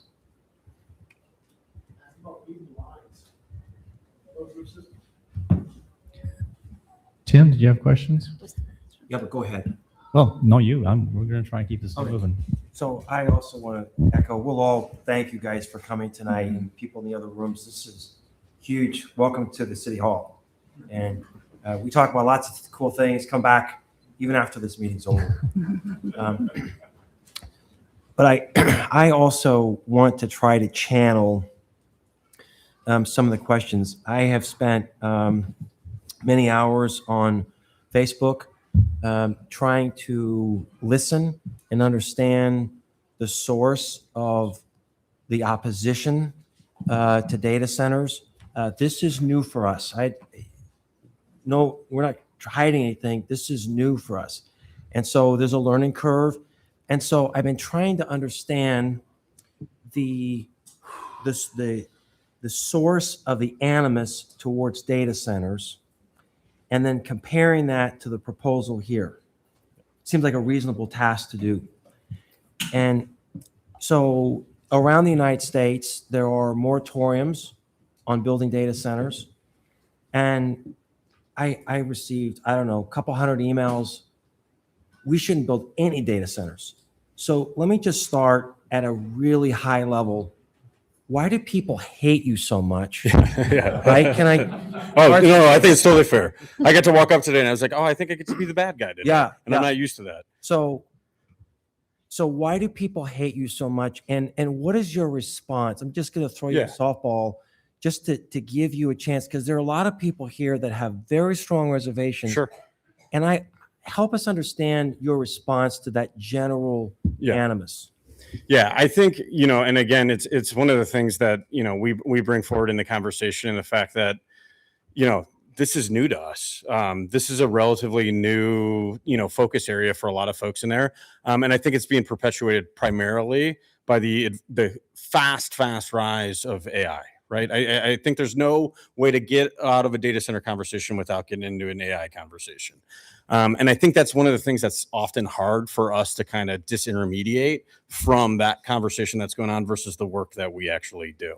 And I think some of that comes with that where, this is our first City Hall meeting where we're talking through this, because we are not at the leading edge. We are not the guys that are going and building things that are unknown. That Altoona site has been there for almost 20 years. We've been doing this for almost 30 years. There is nothing that we're installing that we don't have a ton of information about, and that we know how to be a good neighbor, that we know how to go in and work inside these communities, that we know how to go work amongst the existing ordinances.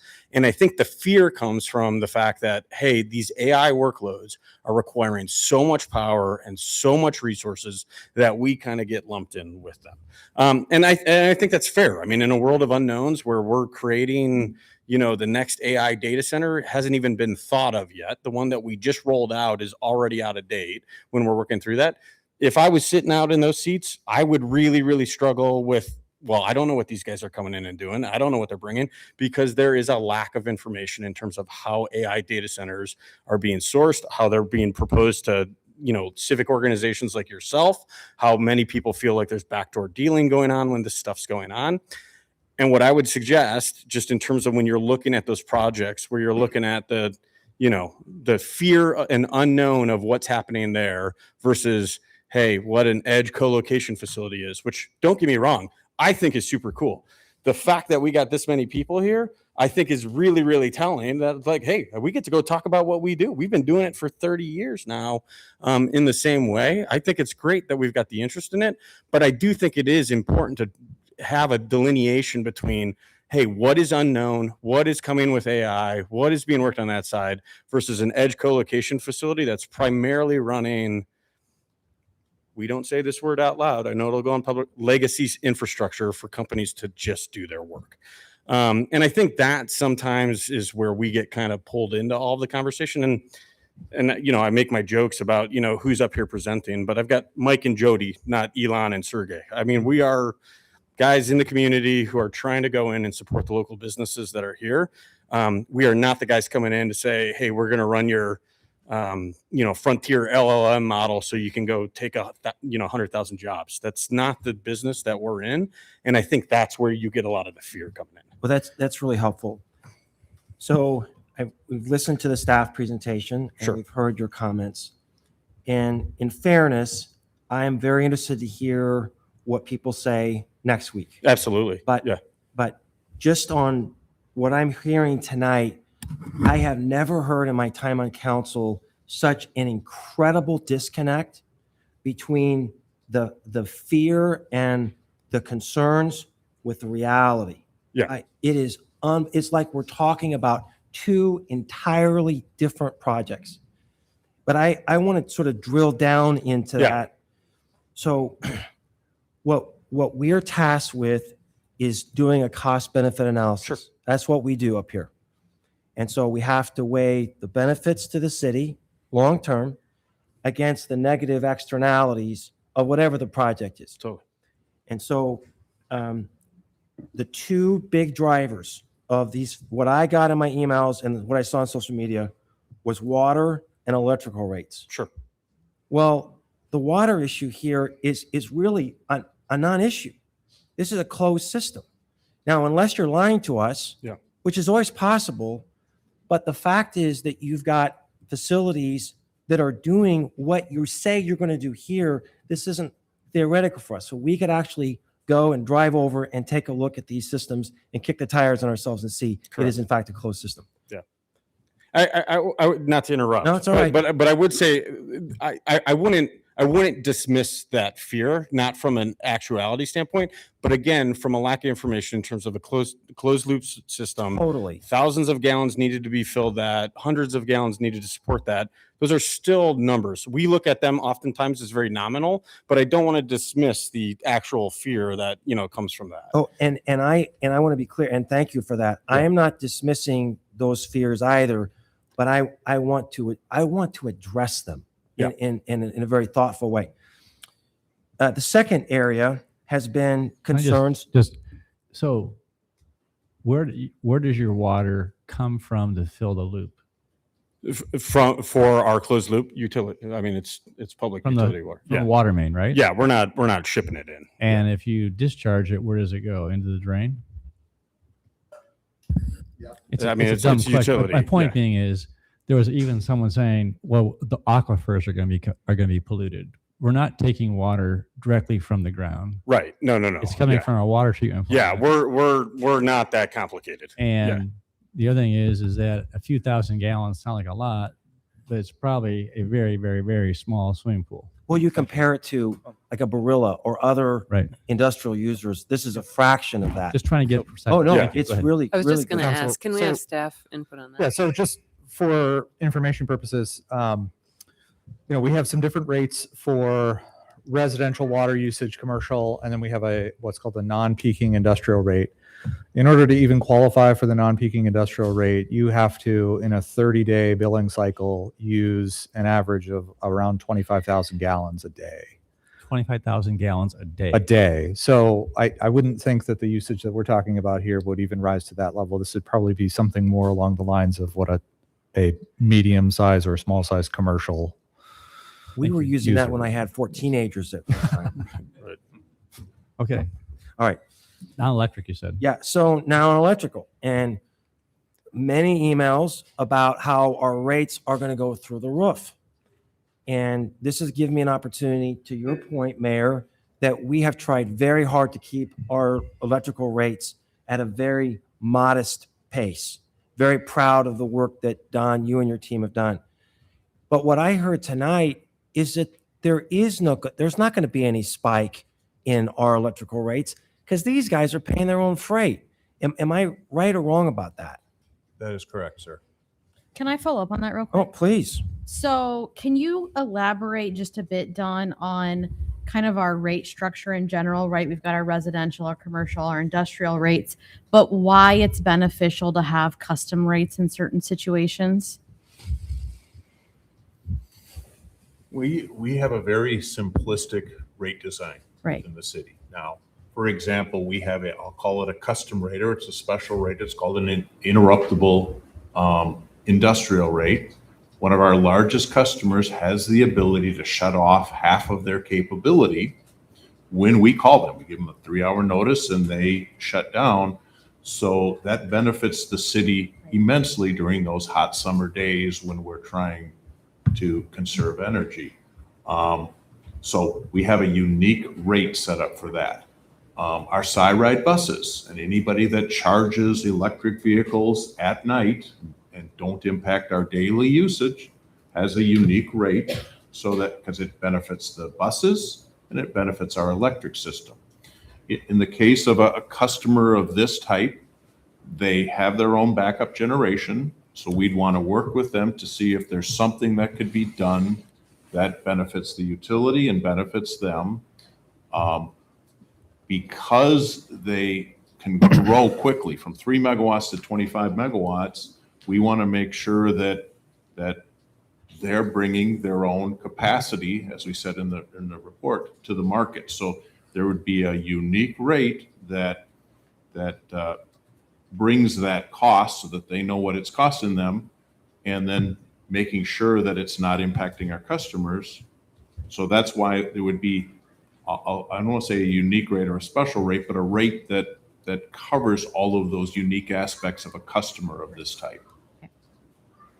So to clarify, let's say they're built to capacity. We can't generate enough electricity. Basically, the electricity, I can't explain how it happens. That's above my pay grade. But it flows from the grid, essentially. It's provided, so it does not impact the city. We're not going to have brownouts. We're not going to have a lack of power. And if they can either somehow through, I think, smoke and magic or mirror, I don't know how it works. But the point is, they come up with an agreement. They can purchase power, and it comes through our transmission lines, but it's going to them. But our rates will stay essentially the same. Yes. And we still have the power that we need, and we're going to still build our new power plants because we need that for our basic generation. But it's just hard to conceive of the fact that it's coming from someplace else to help power that extra. And it could, if it's not a data center, it could be a giant manufacturing plant that has no attendant issues with it. Same thing, right? They could go in and purchase power off the grid, but it goes through you essentially. Is that in simplistic terms correct? So none of our slides talked about how do we bring energy into the city, okay?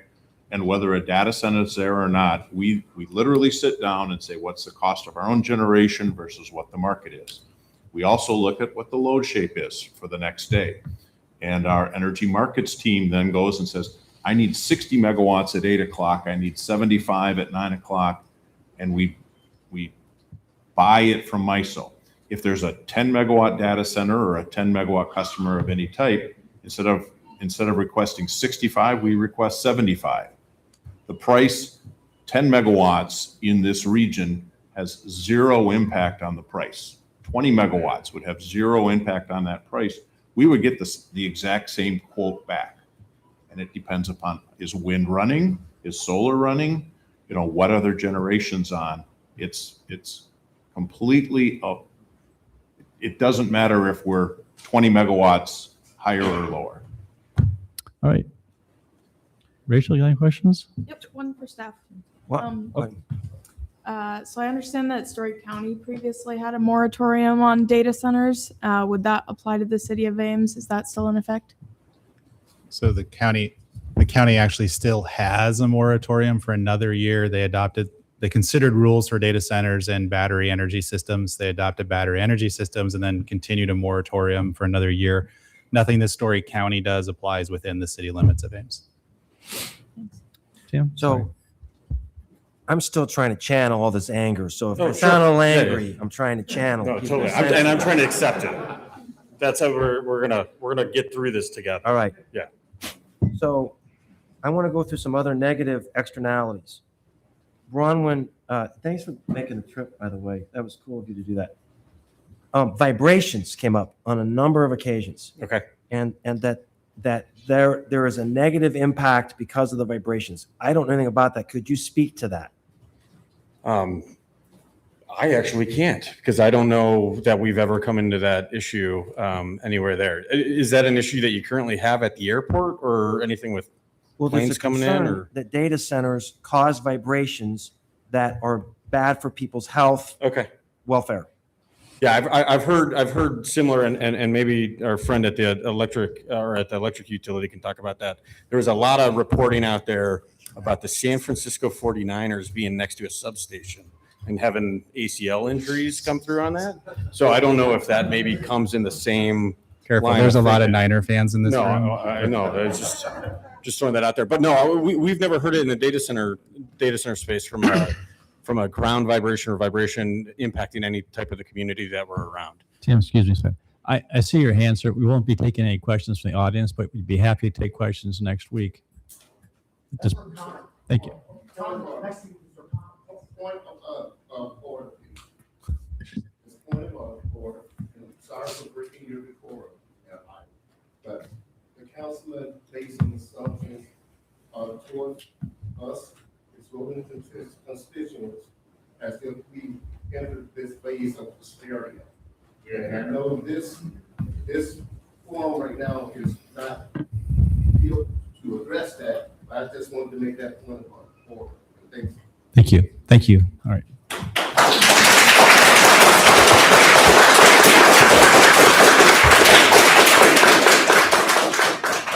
I'm just asking the questions based on hours of Facebook and emails. So I'm doing my best to try to channel your questions. So I think those are the negative externalities that I heard, that I've tried to articulate, that I don't see any basis for.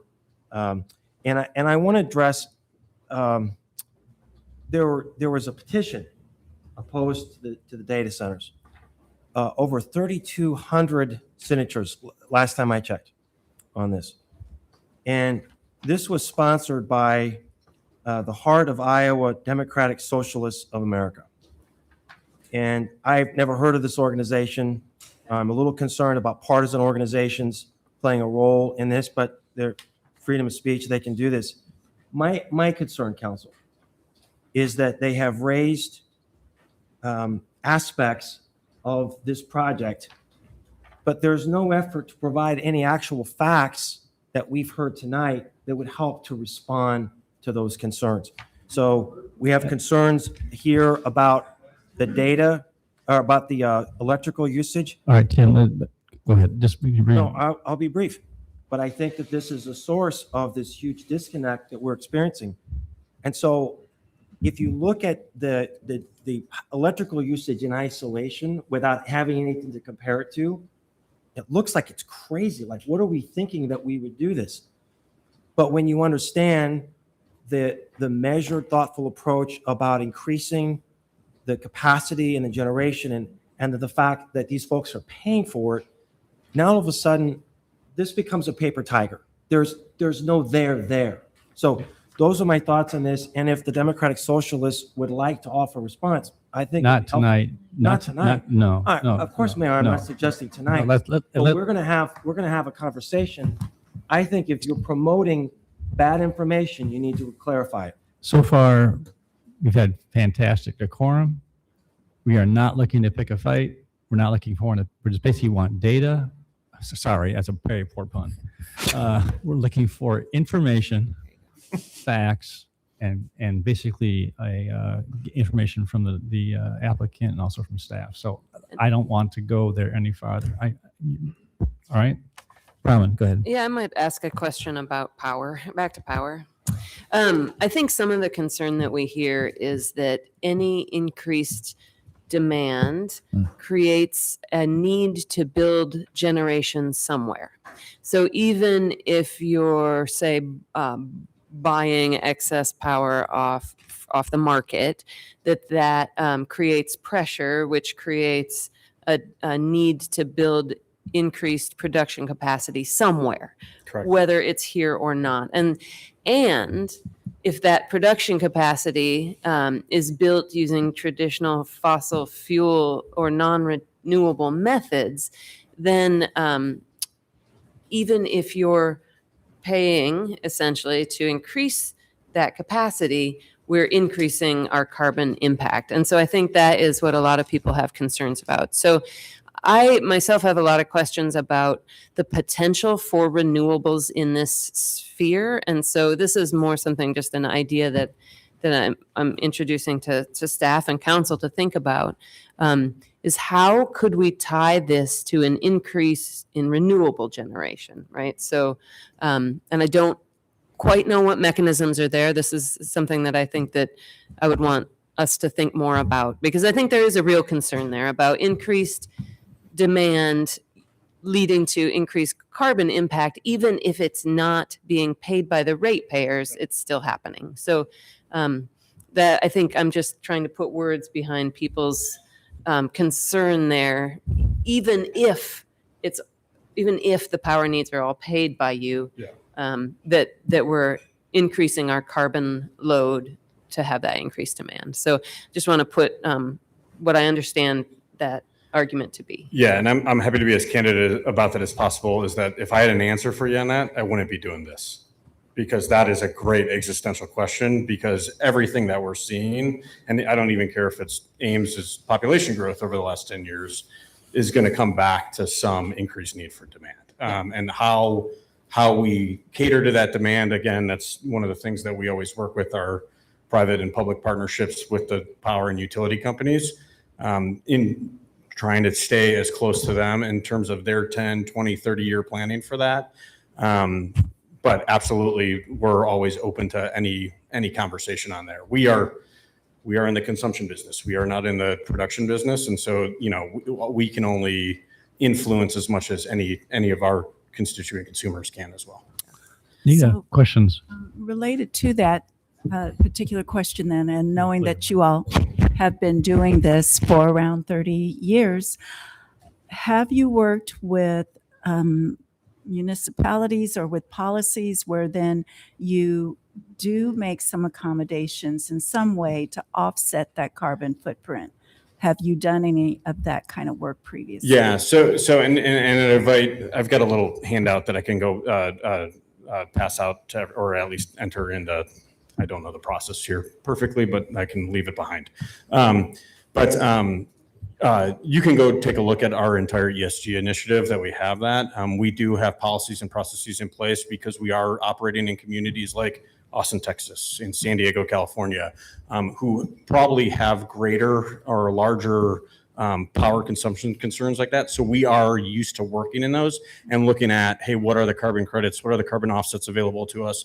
What are the avenues available to us to buy renewable resources, as opposed to just going direct to any of the groups there? So that is not unfamiliar to us. Like I said, we work in communities that are very, very progressive and forward thinking in that front. And we'd like to, emulate that as much as we can. Also happy to bring any of those learnings to these conversations as possible. Okay. But in fairness, we don't require that of anyone. So if any other industry was coming in, any other business, we wouldn't require them to have carbon offsets. Why would we Just do that with these asking guys? the question. You know, if and- they and- do that. No, and I think that's the opportunity that when you bring a company like ours in, is that you start to look at these issues in different ways. And I think that's one of the things. And again, to the gentleman who talked about, you know, hysteria or anything like that, I don't see hysteria here. I see concerned population. And that's one of the things that we want to really use as paramount. Sorry, I didn't catch that. Trey, as a ISU student, you're sitting there listening, and as an ex officio, what's going through your mind? What questions might you have for? They kind of been answered, I guess, mainly with the water cleanliness, things like that he's already addressed. I guess just more towards staff. I don't know any effects, positive or negative, towards students in any way from this project if it were constructed. Yeah, I'd say it's difficult to tell at this point, specifically for a student population. Yeah.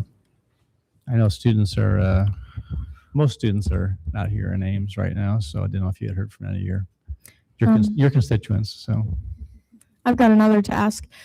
So we heard from staff the potential benefits of the data center being located on this site would be the tax revenue and then the lease revenue that would support airport operations. What other benefits would you say your operation would bring to the community in terms of jobs or community development or anything like that? Yeah, I think the first thing everybody wants to point to is the fact, and it's pretty easy in the letter. It's like, this isn't creating a lot of direct jobs. Why would we bring this into the community? And, you know, it kind of comes back to the original point I was trying to make, is if you look at where Light Edge is kind of in the overall kind of information technology supply chain here, what we're doing is actually supporting a lot of the communities or a lot of the businesses in the community that are going to be utilizing our space that are going to continue to expand here. So if you think of data centers more as kind of an infrastructure component, which is really, hey, this is opening the opportunity for local businesses to kind of continue to build their footprints here, I think that's where we see the most success for this. Bringing a dozen employees in the community for a single data center, I'm not going to come up here and tell folks that like, hey, this is, you know, this is the job boon that you guys have been looking for. It's not. And that's not the way we should be talking about this. What we should be understanding is the ecosystem in which Light Edge plays and our commitment to not only universities, but also early childhood and ongoing education to talk about, hey, what is the world looking like as this infrastructure is adopted more and more? What are IT first careers looking like? It is one of the things that we always talk about, folks, when you're looking at hands-on IT service. It is one of the things that is not disruptible by AI on that standpoint. So it is one of those really resilient careers that you can go take a look at. And I think those are the areas that we get most excited about when we talk about the overall impact of bringing, you know, infrastructure businesses like Light Edge into a community, is that it has a lot of downstream effects that we can talk to. Go ahead. I've got another. Mayor, I have a couple more questions. Yep. Well, I'll come back to you, Gloria. And I had to get down. Amber has a question. One question for you, Matt, and then I have another question for you, Don. Sure. So I appreciate you recognizing, I think, the real concerns that people have about data centers in general. Much of that, like you said, does center around AI and kind of what people are seeing happening across the nation. Can you speak a little bit more to your business model? Because people are going to go to your website and see AI on your website, right? Of course. And they're immediately going to associate that with the other things we've already talked about. Yep. Yeah. So I think one of the things that we always have to kind of delineate on is that we've got the AI services providers out there, the LLMs, the very, very big companies that are going in and trying to figure out, hey, what this world looks like going forward. What we look to then is the businesses that are actually leveraging that to go run and optimize and make their businesses run more efficiently or inefficiently, depending on what you read on what day when it comes to AI things. And really the delineation for us is just, again, what is that workload running under the hood and what kind of system is that running on? So from my standpoint, you know, when Mike talks about, hey, how are we cooling this? When we're talking about big AI hyperscaler data centers, we're talking about these facilities that are running these big inference and learning models and doing all that work. We're not doing any of that kind of AI-centric modeling work. What we're really focused on are the actual outputs of that work. So if you think about, again, the ERP, like the accounting system that actually goes and runs, you leveraging those systems, those are the things running in our data centers, which again, everything, and I'll speak to you as the marketing guy, we all say AI, Right. even if we're not doing it in different different waves. So absolutely. Do we support data systems and other workflows that are connected to AI systems? Absolutely. Are we in here bringing in, footprints that will go in and show, hey, here's how we go in and build a AI hyperscaler data center? We are not. Thank you. And then Dawn, I'm going to put you on the spot here for a sec. We have data centers and Ames already. Can you, if you know off the top of your head, speak to sort of the ones that exist, the current building footprint and the megawatts they're using, and then our very large electric customers? We don't have to go through the laundry list, but what are our top 3 customers using in terms of megawatts? Okay. So we do have a couple of data centers. There happens to be a very small one, less than 500 kW at the end of Duff. And then I believe there's another one out at the research park. I can't tell you exactly how much the power is using, but they're a data center within a building. And the building itself, the transformer itself is 1,000 kW or 1 megawatt. So the data center there is less than a megawatt being served by one of our transformers of a megawatt. So those are the 2 I'm aware of. I don't know if there are any others locally. In terms of customer usage, our largest customer is Amcor. And they used to be Ball Plastics. That's about a 9-10 megawatt load. Our second largest, and it kind of depends if you're talking capacity, if you're talking energy, but 3M is up there. Dan Foss, Hot Chemical, Mary Greeley Medical Center, Veterinary Medicine is one of our customers. Jack Trice Stadium. So. Thank you. Okay, Gloria. So Don, when you think about the possibility of building out the infrastructure at the airport in phases 2 and 3, what kinds of benefits can the city get from having that infrastructure in place in that location? So thank you for the question. So I talked a little bit about this. I think Brian's going to bring up the map again. So one of the things, I think it's the 2040 plan that talks about, is a growth in the area of South 16th and Duff, if I'm correct, in the next 15, 20 years. Our 2 substations that are close to the area, one's Ames plant, which is at the power plant. The other one is over at Vet Med. So without a data center, I'm not going to run out today and build a substation in the area that Brian has up there.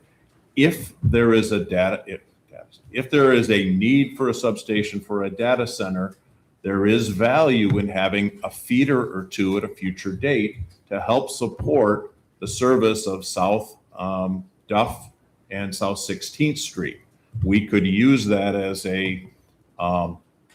again, boosting reliability. If you have a feeder coming out of there during outage conditions, you can move load around.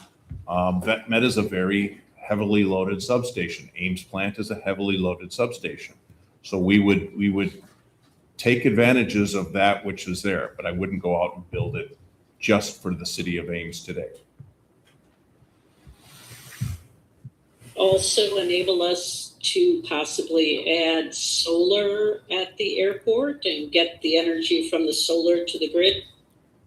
One of the things, yes. So again, trying to build 15, 20, 24.9 megawatts of solar, if that were to come back in this area, you would want to bring it into a substation, and that would be the likely location you would bring that into. So yes, it would support solar development in the area. Any more questions? And then I have, Go ahead. sorry, I was going to say that I had 2 questions for Light Edge. One of them is regarding the generators that have been talked about. Can you speak of situations you would need to be running the generators on site, and how often that sort of industrial noise might occur, just generally speaking? Yeah, and I can tell you a little bit of our standard operating procedure as it pertains to our current facilities. Our SOP calls for those generators to be powered on and run for a 15-minute cycle once a quarter. So on average, with everything going correctly, we will run those an hour a year. And that's when those will be up and running. Now, will we test those more frequently than that? Are there opportunities for us to go work that?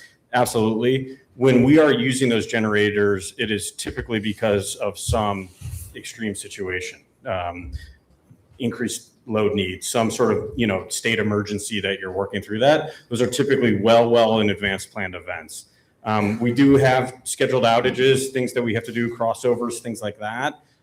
Again, those are things that are scheduled well in advance. We never end up running them in events like that for more than half a day or a day. But again, those are very infrequent. Those are activities that happen, every 3 to 5 years. Our normal schedule is 15 minutes every 3 months. And your other question? And a more general question, why come to Ames? I get that you have some current customers here, but are there other things about Ames that makes this market attractive for you? Yeah, totally. I mean, you hate to use the old adage, but it's kind of in our backyard. I think that's one of the reasons that, when we were looking at the expansion project we have for the business and how we're looking to grow over the next 5 years, Ames was kind of that natural fit as we were looking to extend in our current markets. We are not a company that's looking to go move into a lot of different markets, into a lot of different states. As you hit our website, you'll clearly see, we spend a lot of time in Missouri. We spend a lot of time in Iowa. We spend a lot of time in Minnesota. We are a kind of a Midwest-based business, and Ames is kind of that natural fit that we have there. I think, the other thing that's always, or at least, really top of mind for me, at least kind of the marketing and the brand side, is the point that you made. We have about a dozen customers right now in the research park, and they are leveraging us in the Altoona facility. That is real low latency work right there. Those are folks that are leveraging the closeness of Altoona there. There is, other additional benefits for us being closer to them. I'm sure very similar to the 1 megawatt that's already in the research park that's being utilized as a data center. Again, as these businesses grow, as they find success, they have greater needs. And I would be lying if we don't have customers already talking to us and saying that, hey, if you were to make this move, we have the ability to kind of grow with you on that side. So those are the stories we like to cultivate. Those are the areas that we like to spend our time. And that's what really draws us to Ames as we're working in this. Thank you. All right. Unless there is a super pressing question, I think we're going to draw this to a close. Can I ask one more? We've talked about. You said pretty please? Pretty please. All right. Yes. We've talked a lot of utilities. We've talked about energy. We've talked about water, noise, other considerations like air quality. What about, can you talk a minute about communications bandwidth, right? That's also something we should think about. Like, Sure. Who would you use as your provider? How much bandwidth does a company like yours take compared to what's available in the area? Yeah, and this is actually a great story for you because I don't know the technical. So we will likely, if this project moves forward, we will have multiple carriers building into this facility. So you will actually see increased fiber capacity coming in. They will, our customers will demand multiple fiber carriers, multiple redundant paths, and you'll see more fiber companies building in more fiber into the area. And they will certainly be looking to leverage that infrastructure investment that they're making, not only across Light Edge, but any other businesses, any other residential that they can appeal to. Thank you. Good? Yep. All right. All right. Well, I'm sure that we have not asked all the questions that are on people's minds, and we'd be happy to get those next week. I want to thank everybody who came, and thank you for respecting and allowing us to have this question and discussion. And given the number of people that have shown up, as Brian said, we may have a different venue. So Brian, how would people find out where we're going to be meeting? Are we thinking potentially still here at City Hall, maybe in the gymnasium? Or you're not sure yet? That's a possibility. I think we'll have to look at the schedules and look at the logistics and figure out what would work best to have a conversation. Once we determine if it is not going to be here in council chambers, we would issue a press release. We would get the So word out. it'll be a press release. We're going to use different forms of media, and also it'll be on our website as well to find out. Of course. As well too. Yep. And it'll still be at 6 p.m. Correct. Next Tuesday night. Again, thank you very much for coming, and we will take a short recess, and we will reconvene about 6 or 7 minutes.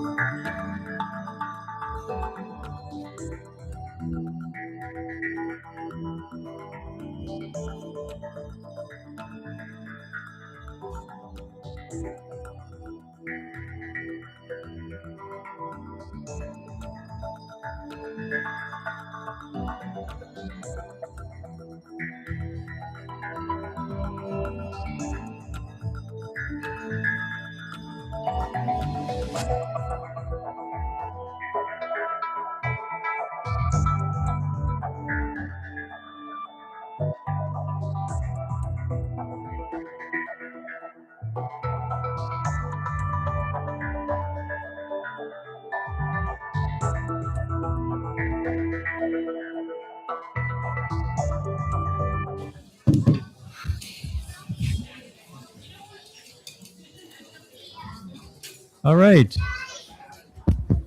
Okay, we're going to go ahead and continue.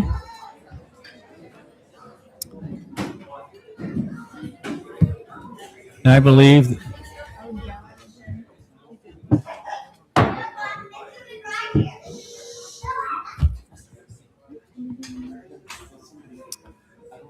Council, what I'd like to do is we're going to move 33 up. I think a lot of these residents that are here for item number 33. Then we'll pick up item 32 and 34. So let's go ahead and go with staff report on pedestrian crossing along Lincoln Way at South Russell.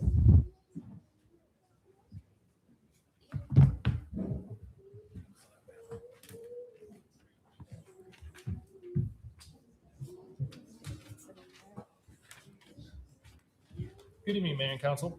Good evening. Good evening, Justin. Tonight, we have a staff report brought back to you. On April 28th, staff provided a report regarding a fatal pedestrian accident that happened along Lincoln Way at South Russell. At the April 28th meeting, Council had asked us to bring this back to an agenda item to discuss options and also provide some input and information on side ride stops within the corridor. So we've got that information in front of you tonight. And I have staff here to help answer any questions or looking for direction on which way you'd like to proceed forward. Thank you. Questions?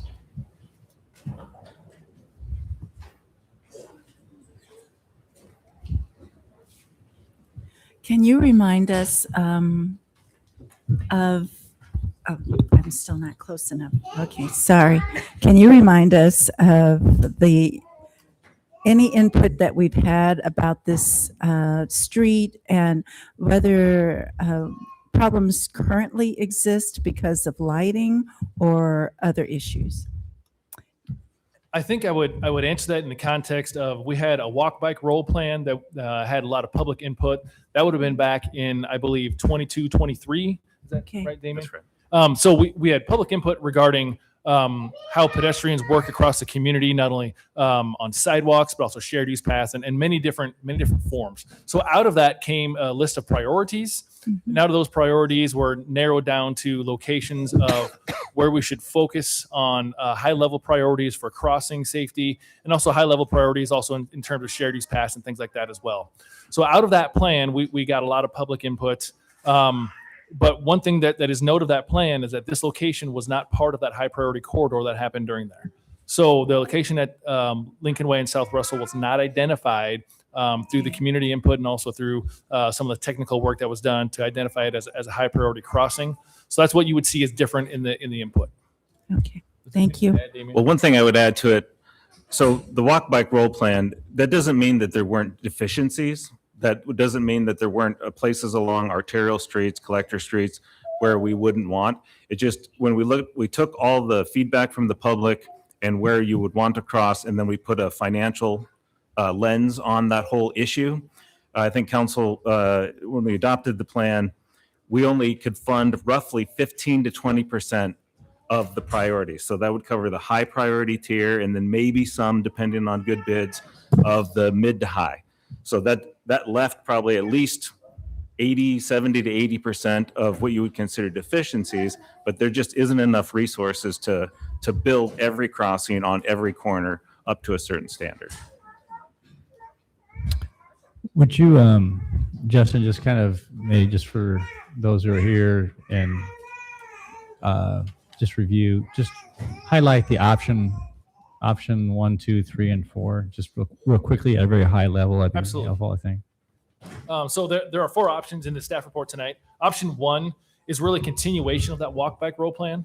So what that would be is that we would continue to move forward with the higher priorities that are higher above South Russell right now. And as those are taken care of and those are funded and those improvements happen, South Russell would obviously keep moving up. And then when it got to that point, we would identify the appropriate treatment and come back with council for a plan to improve that at that point. So that's option 1. Option 2 includes evaluating increased lighting standards. And it's lighting standards not only at South Russell, but potentially across the community. One of the contributing factors that came out of the report from the Iowa State Patrol was that lighting was an issue during this accident. So it's one of the things that we identified there that we could look at lighting as a potential issue with that. And that's what option 2 would really look at there is what options are available for that. Option number 3 would evaluate increasing crossing standards at South Russell. So essentially, it would be accelerating South Russell up in the priority level. By doing that, you're looking at things such as pedestrian hybrid signals or full signalization of the intersection. Things like rapid rectangular flashing beacons, RRFBs that you might see around the community. We're not recommending there. They're not really well suited for multi-lane roadways, especially with lanes in each direction without any sort of pedestrian refuge in the middle. So option 3 would be moving that forward. And of course, with each one of these, option 1, 2, and 3, we have increasing orders of magnitude of costs as well. And then the fourth option presented, which really came out of the recommendation from council, is to evaluate the transit stop spacing as well. There are several transit stops, as you see in the report. The map that we have on the back of the report does show where enhanced crossings exist right now in relation to those transit stops, but they are very highly used, as you see by the data there. So we can look at how those are set up in relation to an enhanced crossing and possibly looking at collating some of those or bringing them together. However, with that as well, we don't always know the end destination of someone alighting a bus, leaving a bus. And so the crossing behavior still can be different, even if we think we have the appropriate treatment. Someone might be going to somewhere where we're not familiar with that's at and still making decisions on crossing treatments.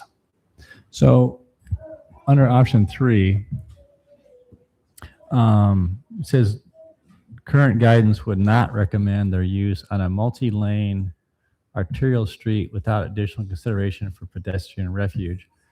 I think is it South 4th or 3rd that goes around by Stadium View. Correct. There's a side ride stop there. There's a RRFB. There's a lot of traffic there, and it's used a lot. That crossing light. So is that not considered an arterial street? It absolutely is, and I think that's a great point of why we don't recommend the use anymore. If you've been down there when that is activated, a lot of times what you see is if someone in the outside lane, for example, stops and the pedestrian assumes they have a safe time to cross, you can't necessarily see the inside lane as the vehicle stops there, and so that's why we recommend we're not going to do that again. We don't think it's a good solution for it. We're actually looking at in future CIPs of how we can improve crossing in that location as well. So we would not recommend using that. And another example of that is also at the hospital at 12th and Duff. There's another example of it that's actually 5-lane crossing there with a center turn lane. Those are locations where it's really challenging to make sure that everyone stops and that you have a safe harbor. We don't want to induce someone to think that they're safe when they cross there when it may not be. And sometimes that leads to behaviors that you might think it's safe to cross, but it's actually not.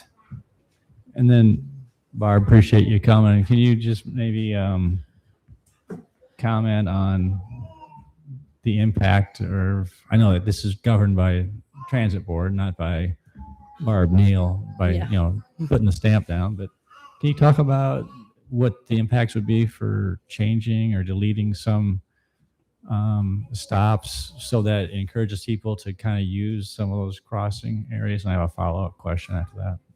Yeah, I mean, I think you all know when you ride the bus, you get on one side typically and You pull your mic just so close. and get off on the other side. So you have to look at both boardings and alightings, right, to get a better picture of how the stop's being used. And I was kind of surprised by the data.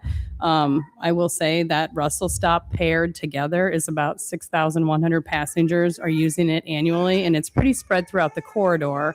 So it's an active stop that continues to be used. And I think if we were to look at moving the stop to maybe a lighted intersection, some people might use the stop there. I think you kind of alluded to this a little bit, that other people may still cross wherever they're going on Lincoln Way. Most people aren't going to walk the wrong direction to where they want to go. So I don't know that changing the stop would necessarily affect the movement of the passengers in that area or pedestrians in that area. But I mean, certainly we are concerned about pedestrian safety as well. So Yeah. I'll just mention that when I'm driving on Lincoln Way by Fitch Family Indoor Aquatic Center, you got that bus stop right there. People that are going to the west aren't going back to the stoplight, going across, and then which is a safe way to do it. But so I mean, it's just anecdotally, I was just trying to think, is there an opportunity for trying to really encourage people to take advantage of a traffic signal, but that doesn't necessarily control human behavior. But anyway. I mean, yeah, when we position stops, we try to make them what we call far side stops. So far sides from the intersection so that pedestrians do have to, or passengers exiting would have to use an intersection, not always controlled, but that's not always possible everywhere either. So we do have, it's not to say one is more safe. We just think people tend to walk backwards from the bus. I'm curious, this conversation, I think, might be helped if we could see a map, just to make sure people understand what we're talking about. I mean, we live and breathe this, but not everyone knows exactly, because there's a good map in the material. Thanks for that. While he's doing that, are there other questions the staff can be answering? Bronwyn, do you have a question? I have a question for Barb. Please go ahead. Barb, we have 7 stoplight stop locations between University Boulevard and Grand Avenue. Is that a typical number of stops for that number of blocks on a let's say a street that runs through a residential neighborhood? Or are we providing more stops there than we do elsewhere? No, I would say this is more typical. I mean, I think if you look at the data that I kind of provided, those stops are used pretty well. I mean, people are definitely utilizing those stops. I mean, we tend to put stops where people ask for stops. I mean, they've historically been there. To be honest, I think those stops have been there as long as I've been at SciRide. So. The only reason I ask is because there's a note in option 4 that says, now I lost it. It says that this might have an impact for accessibility or for changing riders' patterns, travel patterns. And it sounded like changing the riders' travel patterns was maybe a bad thing, but in fact, aren't we trying to change their travel patterns so that we discourage them from crossing where we don't have signalized intersections? Yeah, it's the first sentence of the second paragraph, Gloria, you're talking about.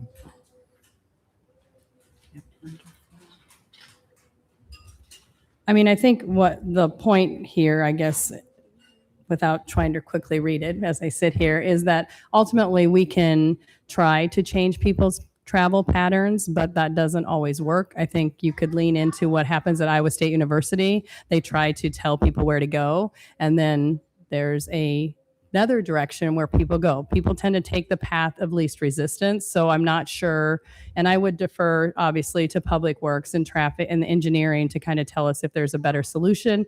I think my point was I'm not 100% certain by changing or eliminating stop, we actually are going to affect travel patterns like we're hoping to do. Any other That questions? makes sense. Thank you. No. Okay, other questions? I just had one about the bike walk bus or the bike walk roll plan. I was just pulled it up and was looking. Oh, where do I get back to it? It has a section about rapid. Now I'm not gonna be able to find it. There it is. No, there it is. The section on rectangular rapid flashing beacons. Location characteristics. It says any street configuration, but more common on multi-lane and wider streets. Speeds less than 40 miles an hour, under 15,000 average daily trips. What's the ADT for that chunk of Lincoln Way? That chunk of Lincoln Way is around, I believe, 20 to 22,000 ADT. Okay. The multi-lane ADT means average daily traffic. Thank you. Yes. And part of what maybe isn't said as clear as maybe it could be in the plan is you always assume with a rectangular rapid flashing beacon that there is some refuge area. So whether it be a single lane with a refuge like you would see on South Dakota, or a multi-lane, so more of an appropriate location at 12th and Duff would be if that center turn lane, and we didn't need it for a turn lane, you had a refuge, then you would have 2 pairs. Instead of a single pair of flashing beacons, you'd have 2 pairs and they would be only operational, visually operational in one direction to the 2 lanes that the pedestrians are needing to yield to. Okay. Yeah, that helps answer my question because I was curious about the average daily traffic number for that chunk of the street. So I think that's all my questions Okay. for now. Any other questions? All right, we'll open up public input. And I have 3 cards, and after I call these 3 names, then others can come up. Brooke or David, if you want, which one do you want to start? If you could limit your comments to approximately 3 minutes, that'd be appreciated. Yeah. My name is Dave Elston. I live on 1228 Lincoln Way, right at the house right next to where Margaret Olson passed away. So I'm here tonight representing my family. That includes 2 children. One of them is back there having a good time. Tried to get her to sleep. No luck. The intersection of Lincoln Way and South Russell, crossing that matter of life and death. In February, we lost Margaret Olson at this exact spot. We're asking to treat this intersection with the urgency a loss of human life demands. Just to remind people of the per walk bike rule, this crossing was listed as high stress and the lowest service level for pedestrians. So the highest level of stress, lowest service level, just so we know. We reviewed some of the options that were presented, and I understand it takes a lot of time to come through these. I think that right now a lot of them are just going to be delaying things for longer and longer. Continuing the walk back roll plan as it currently is no action, right? It's just accepting that what is there, and we're accepting that we're willing to deal with potentially another fatality. Better lighting is a minor maintenance task, not a safety strategy. Pedestrian hit at 40 miles in the day is just as dead as they are under a street lamp. Reevaluating crossing projects to put us in the walk back roll plan potentially. Ultimately would love this, but I do understand that takes a lot of time. So our children that are here in the audience and my neighbors, we don't want to go through this for another season of utilizing this dangerous crossing. Moving the bus stops, I think that was already brought up, that doesn't really help us. It more punishes the public transit riders. I don't know if you've ever had the pleasure of trying to walk down Lincoln Way with a stroller and people are speeding like it's an interstate. It's scary. And so my family does not use Lincoln Way to get where we're going. We will cut 2 blocks back and over. What I'm hearing is, since it sounds like we can't have an RRFB because it is an arterial road, I think that basically the infrastructure there needs to change. So I know there are spots that they have done road diets, like on East Lincoln Way, to improve safety. I know that is also a long-term solution that takes time. Until it's possible, we do need some immediate low-cost tactical interventions. So potentially increased enforcement of speeding on this line. 2 years ago, I had a car drag race on Lincoln Way during an icy storm. It spun off the road, went through my neighbor's yard, hit the fire hydrant, and spun out about 2 feet from my deck. So if it didn't hit the fire hydrant, it probably would have ended up in my living room. So what we're asking for is increased police diligence here, potentially painting the crosswalk, and then I don't know if it's possible to do a radar feedback sign to help curb some of that speeding that happens in there. I know that's not necessarily the ultimate final solution to fix this, but and something that we feel as a community that can help us at least get towards that. So thank you so much for your time. David, I just want to compliment you. You addressed all of the options. You read the report. You realized some of the challenges. You stuck through almost 3 hours of meeting with your kids. And I don't normally say it, but I just want to say I really appreciate your passion, your interest, and also coming with some kind of suggestions on what to do. Frequently, it's more or less, this all stinks, figure it out. But thank you for being an Ames resident. Thank you for living there. And I think that I think council will take your suggestions to heart, and appreciate it. Yeah, thank you. I have a degree in civil engineering, so I've taken some of those transportation engineering classes. Actually, when this happened, I busted out my old CE 352 notebook to Are you get looking some for a ideas. job? No, I'm working for my father-in-law right now as a dirt work Oh, okay. contractor. So All right. So it's your turn to have kid duty, and why don't you let your wife come up here? So. Oh boy, had a good time. Well, Hi, yes. Hello again. Hello. My name is Brooke Elliston, and that is Ruby Elliston. She has very strong opinions. I also live at 1228 Lincoln Way. And first, I want to thank the City Council, city staff, and engineers for listening and taking our concerns seriously. As we know, on February 20th, our neighbor Margaret was killed while attempting to cross Lincoln Way in front of our home. Behind me, you will find just a few of the many faces of Oak to Riverside neighborhood. I believe we had close to 17 kids here at one point. And I urge the council to take a long look at all of them because we are all here tonight asking for one thing: action to prevent another fatality from happening again to one of us or one of our children here. I have some points I would urge you to consider. This corridor is a connector that currently functions as a divider. Our major city street should serve as a connection between neighborhoods, homes, and community amenities, not something that separates them. But right now, Lincoln Way is functioning as a barrier to our neighborhood. A neighbor shared with me that she often sees my children playing in our yard on South Russell. She lives just 2 houses away on North Russell.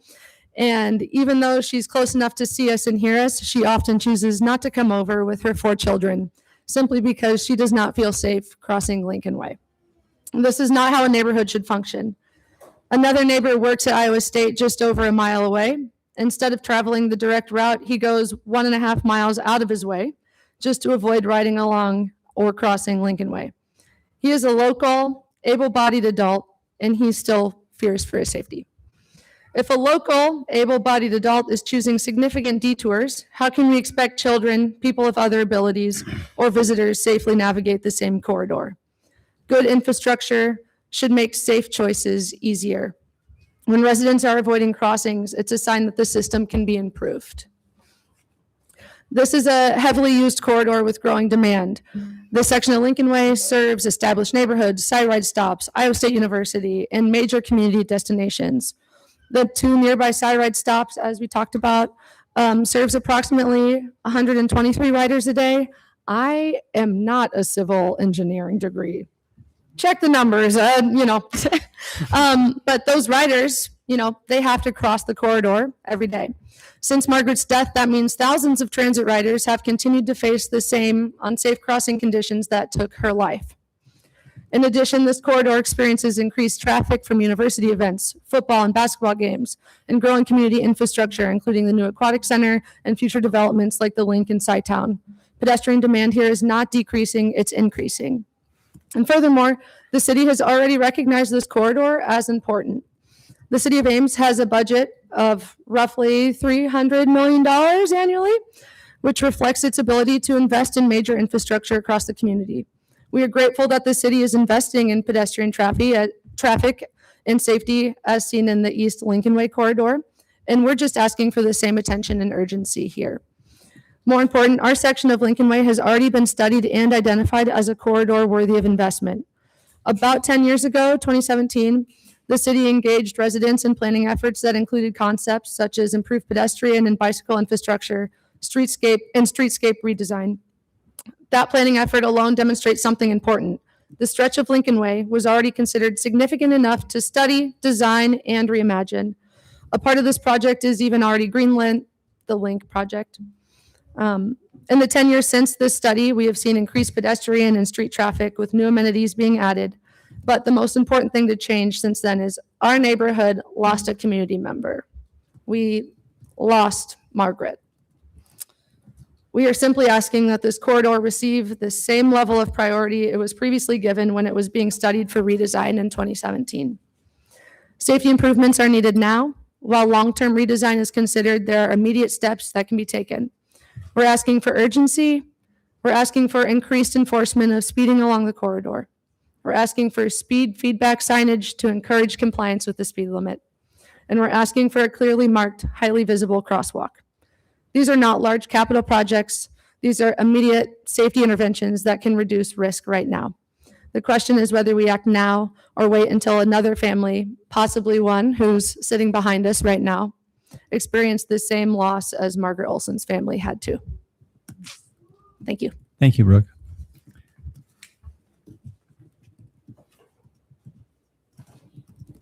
And Brooke Whitehouse.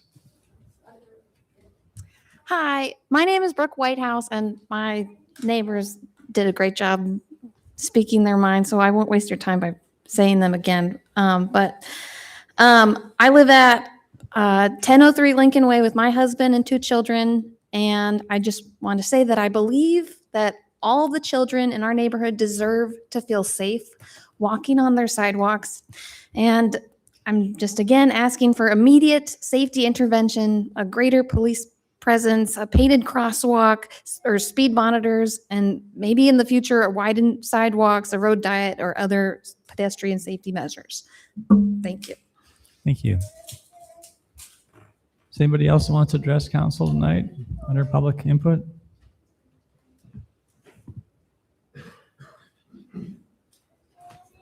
You just introduce yourself and you can start. Thank you.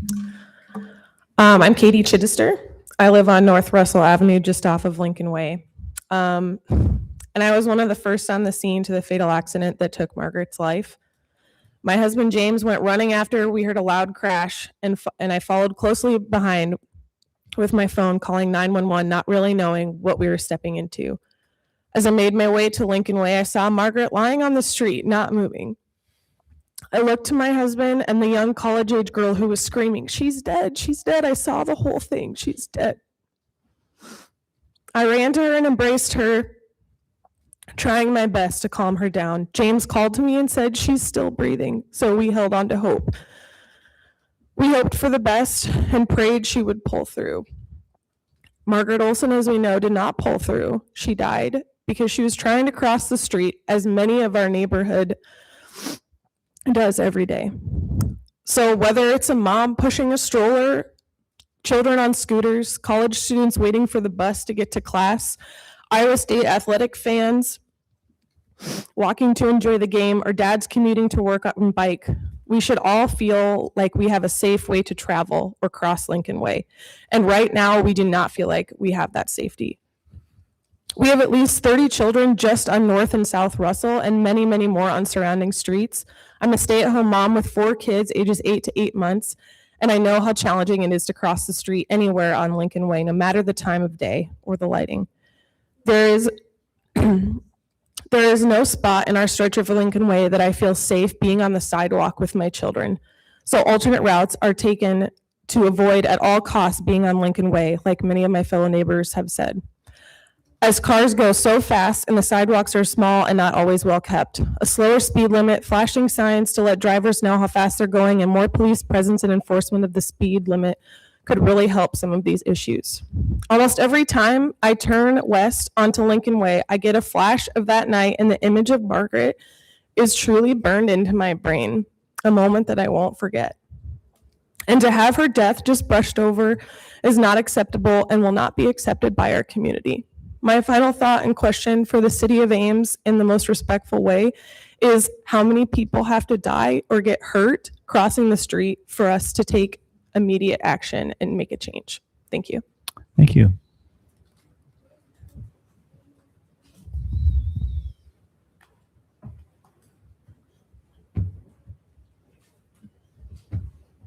Good evening. My name is James Chittister.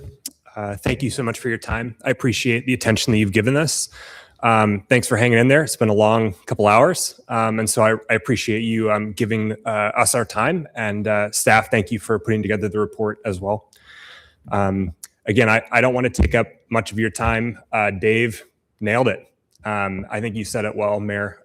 And I agree with and support the points he, our neighbors, and my wife have made about what we think a good course of action would be for this area.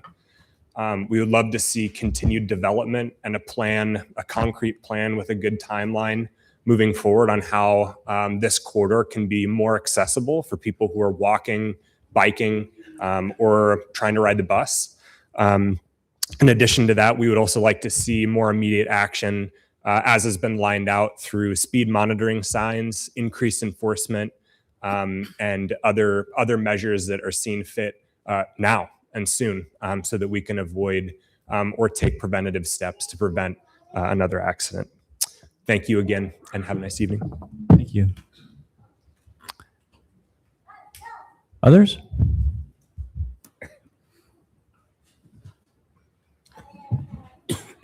All right, we'll close public input. Council? I have some other questions I thought of, if I might. One of them is about the prioritization of projects in the bike, walk, roll plan. I see the map in the plan where there are dots that represent the prioritized projects, but I tried scrolling through the whole thing and I didn't see a chart or anything where it lists them or the order they're in. So there are a number of dots there, but they're not like ordered like 1, 2, 3, 4, 5. Anyway, I'm wondering if that exists anywhere where we could look at it or better understand that. Just because, and my motivation for that is I think, we talked about, we developed this plan with input, with community feedback and input, both focus group and community input. I think if Margaret's death had occurred before the planning process, this intersection would indeed have been identified as higher priority. So by the community for sure, right? So anyway, that's kind of why I'm asking, is where can we see a list of those? And because if we are interested in inserting this intersection into that list somewhere, I just would like to know how we would rank the other intersections that are already on that list. Yeah, that's my question. So as part of the plan, so there's the plan document, just like with the long range plan, there's the main document, and then there's always like an appendice that provides more technical data. But when you include that in the plan, it's just a lot of information. So we would have a list as a separate document. Okay. But it wouldn't give like individual rankings. It would still keep them in groups. So it would just tell you whether it's high, medium, high, and so forth. And is that available already on the web, or is that something you maybe could? We can always add it to the web. I believe the only thing on the website is the main plan document. Okay. Yeah, I guess I'm interested, I guess, in learning more about that process, because like I said, I think if input had been, if the years had been different here, we would have seen that intersection as high priority from the community. So that was my question. I'll see if council has others. Other questions? Damon, I'd like to start high level and then get specific. So every year or every couple of years, we have a tragic fatality. We had one last summer about this time up on Bloomington. And so those are opportunities for us to take a step back and evaluate the safety of our pedestrian infrastructure. And sometimes that results in us taking remedial measures. And sometimes there really isn't anything that we could do to respond to that. So I sort of get that. Give me just sort of high level. You've been working with these guys for a while. How should we view Margaret's passing? So is this sort of that situation where it was a very unfortunate situation, but there really isn't anything that we can do measurably in the future? Or are there in fact measurable steps that we can take to address that? Could you sort of speak high level to us? Well, maybe I can just start with what the current philosophy around safety and transportation is. That'd be helpful. So if you go to the Federal Highways website, there's a safe, what's called a safe systems approach. And I think council's heard some of that discussion as part of the community safety action plan that we did that had set like a high injury network. One of the purposes of that plan, as you recall, was to access potential more federal funding for safety investment, but it is under the umbrella of this safe system approach. And so the whole philosophy, I'll try to paraphrase it to the best that I can, is it's to change the focus of design for transportation to realize that humans make error. So like if there is an error in just either distraction or just things out of our control, just humans make mistakes, that they shouldn't have to die for it. And so what the strategies are is when you have those conflicts that are essentially, there's always some baked in risk with operating out in a public space. There's just risk associated with it.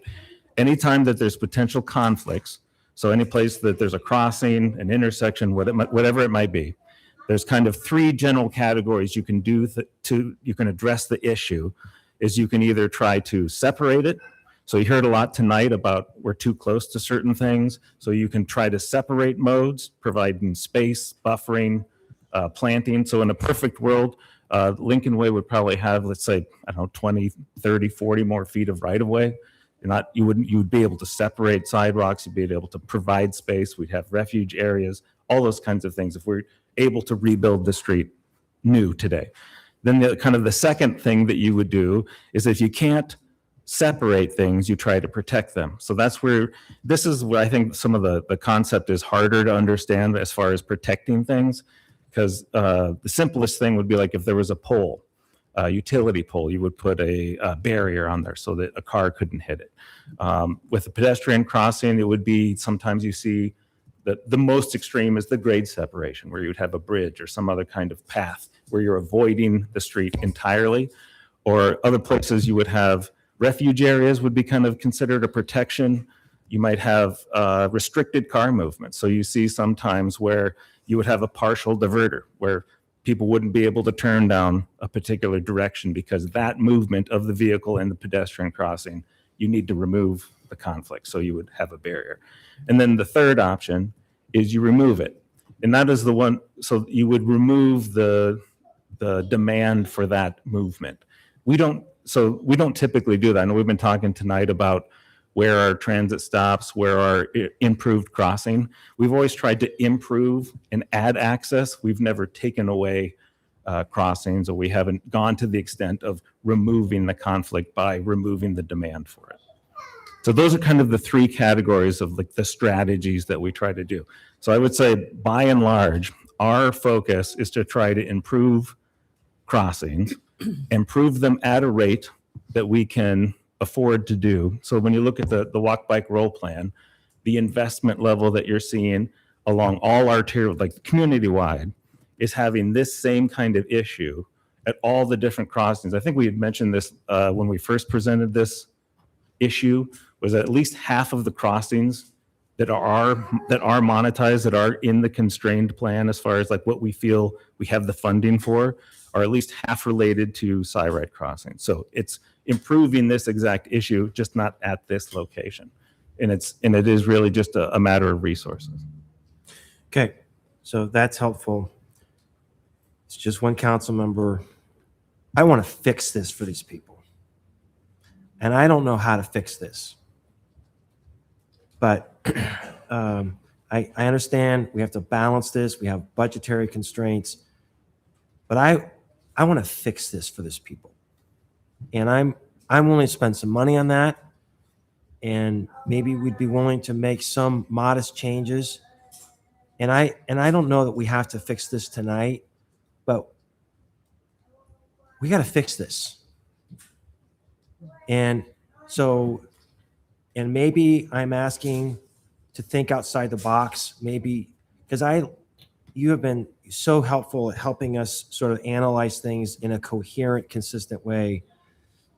But sometimes I wonder if there are limitations to the formulas, that sometimes we need to say, this is helpful in general, but darn it, let's fix this. And I don't know how to do that. So this is just sort of one council member, but these guys have worked so hard at this. And what's been helpful for me, if we frame this just as Margaret, then it's one.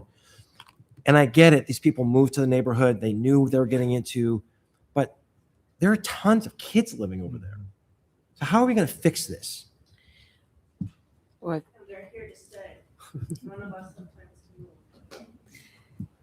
And I think, I mean, there's, just the options that we've been presented with would be, the ones listed in the staff report, but also we could add this intersection to the list of, we could artificially move it. Not artificially, but I move it onto the list of high priority intersections.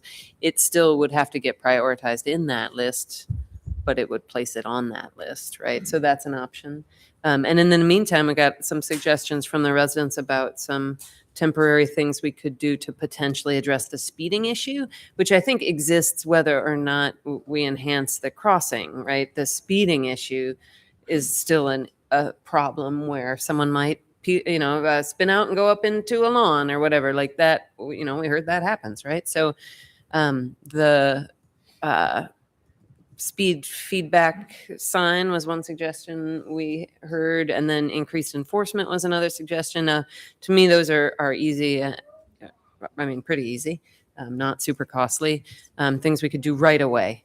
And then placing that intersection on the list of priority crossings would be a longer term thing, right? Because we have a number of those and we do still have to prioritize them within that list that is in the appendix. But those are kind of the things that I think that, that we could do sort of immediately. Follow-up question on the speed signs. Do we have a temporary one of those, or are those permanent installations that would also require capital?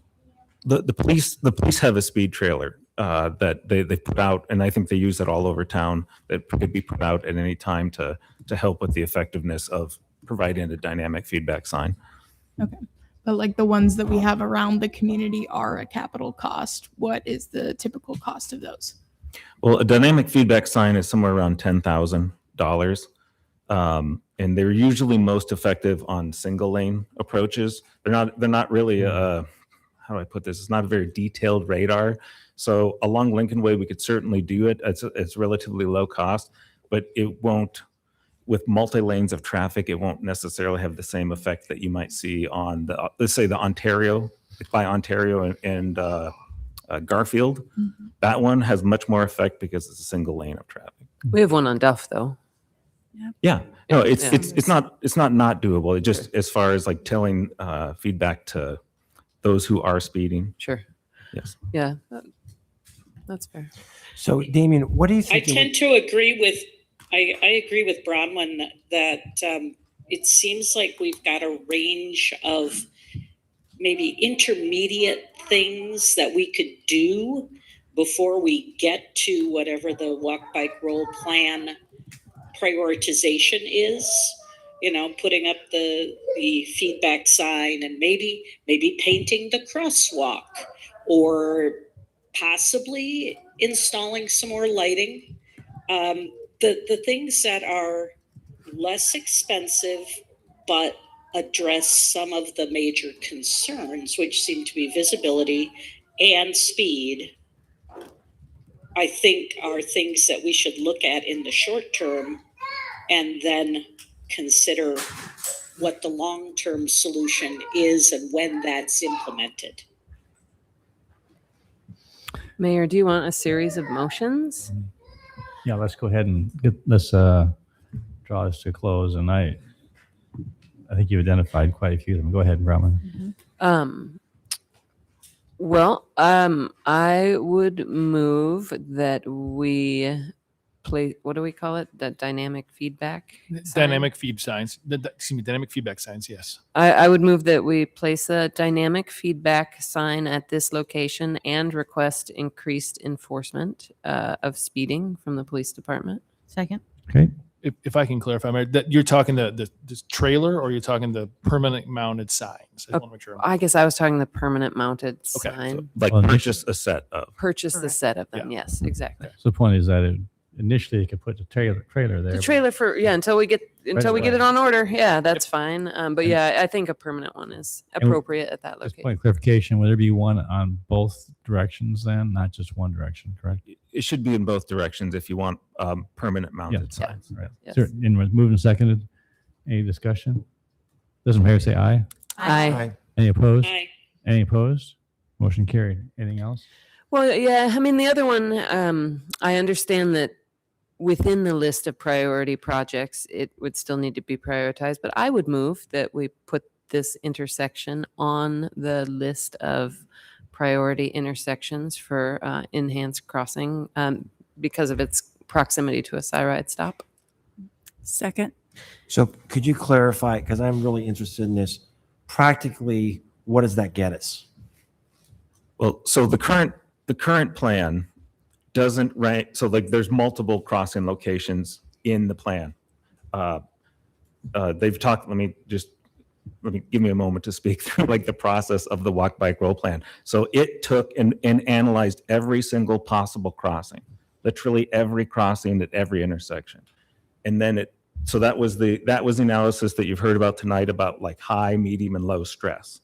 All that is telling you is how much traffic you're crossing, how much traffic you're encountering at a crossing, and then whether or not there is any kind of improvement, treatment of all the levels we've talked about tonight, whether it be signs, all the way up to a full-blown traffic signal.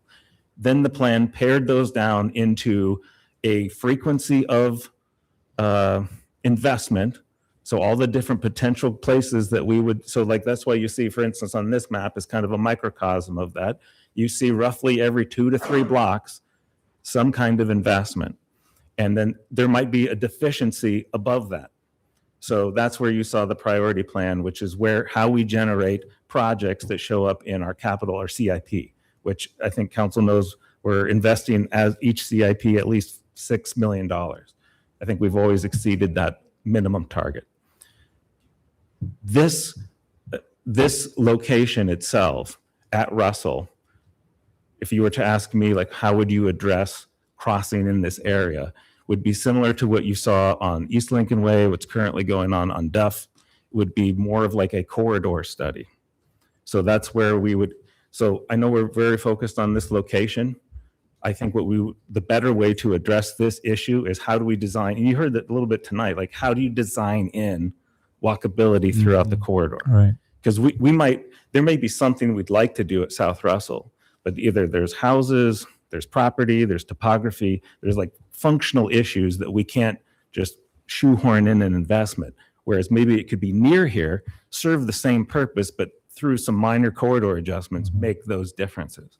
That would be kind of the proper way, I would say, to address how do we make more safer crossings up and down in this corridor, would be to and maybe build on the Lincoln Way corridor plan ideas that I think we've talked about a little bit tonight. Okay.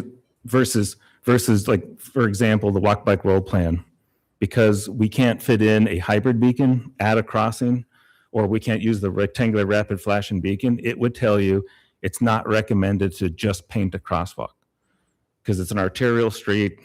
It has X amount of traffic, X amount of speed. The combinations of speed and traffic would say you shouldn't induce crossing here without some other kind of protection. In order to fit those protections in, like we've talked about tonight, we would need to probably build in some kind of refuge, and we don't have the space. So we'd need to go through a cost exercise. How would we fit it into the CIP?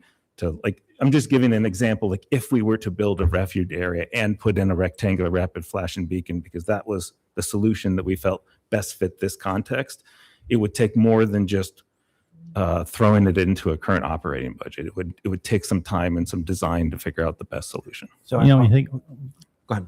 I say, is you think about it, we talk about wanting to support affordable housing. This is an affordable housing neighborhood. And I'm really grieved to think about the fact that there is this throughway that goes through it. Now, you're right. When they purchased the property, they knew it was there. This is a real wild hair, and my city manager is probably going to kill me. But the point is, we just approved a traffic study from Duff to Grand. Is that correct? On Duff to Grand. On Lincoln Way? Correct. No. Well, we will. We will. We will. We will. It's We coming will up consider here. it. We're going to hire a consultant. Is it feasible to expand that to go to university and pick that up that whole way and look at that what you're talking about? I would agree with you. Looking at the Google Maps, and those sidewalks are almost right next to, Lincoln Way. And either do you widen and make it a multimodal path on both sides? I know it's very strange because you're going to come onto someone's property, to make it wider so it seems safer, or you're going to have to do something to try and narrow it. So I'm just trying to think, that's not a short-term solution, but maybe I bite this off at, multiple chunks, essentially. I'm just asking the question, and it's more money, but the point is, it seems opportune to try and get the whole thing done at one time. I think that project being with some federal funding in it through the MPO would be a bit of a challenge from a procurement standpoint. Got it. However, That's right. However, That's right. It's MPO. I'm sorry. We could identify what that is and bring it back to council. But an additional option that we could talk about here is when we talk about CIP planning. I know we're not there right now, but it could be a council direction going into that to say that you really want to prioritize that, and we could find where this fits in the CIP planning. The challenge with that is obviously we've got 5 years built out, and so if council really has a preference to move it into a certain date, time, place, we have to look at all those things and the impacts of it. That is something that does exist there that we could certainly look at. The reason I'm asking is thinking it would be better, Damien, from your planning, not just looking at it from Duff Correct. to Grand, but Duff to University, and have a holistic, vision. And maybe we got to pay for it out of our pocket for one part, but if you had one consultant thinking about the whole thing, would that be better to have a holistic view versus, I don't know. It was a wild hair, but I just thought I might as well, throw it out and see what you think. Well, I would definitely think that what we need here in the urgency tonight, I would think we've definitely put together a proposal on how we would do that. And to Justin's point, because the current Lincoln Way corridor plan from Lincoln Way to Duff is an MPO funded one, it just might be harder. But I understand the idea and the purpose of identifying specific improvements in this segment. And while that is occurring, obviously focusing on active traffic management, like under the speed control and enforcement and other issues. Yeah. Okay. Any other motions? Do we vote on this one? We didn't vote. We didn't vote On the We had on all the that adding conversation. it as a What was the motion? I forgot it.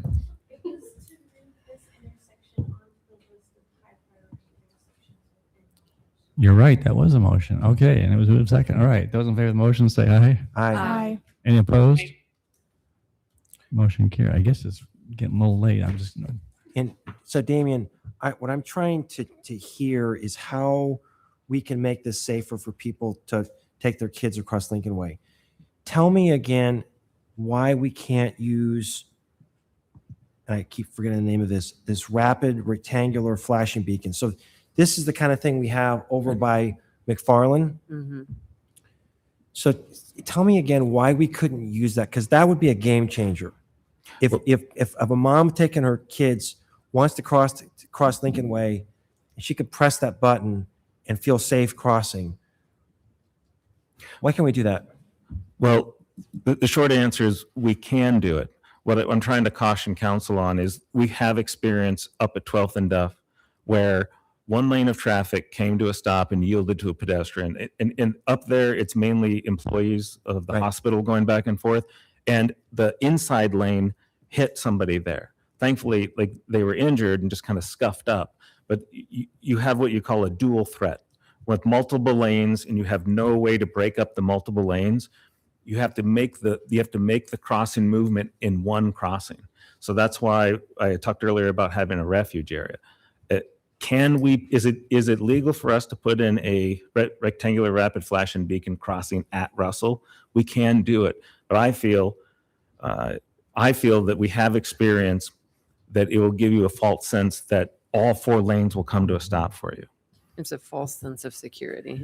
That's my biggest concern. Is that That's it will the same appear- problem on South 4th, is that I'll stop for someone and someone just on the other side, they just zip right by, or someone coming the other direction. So I would support you. That does happen. It happens down at Mary Greeley all the time with that one.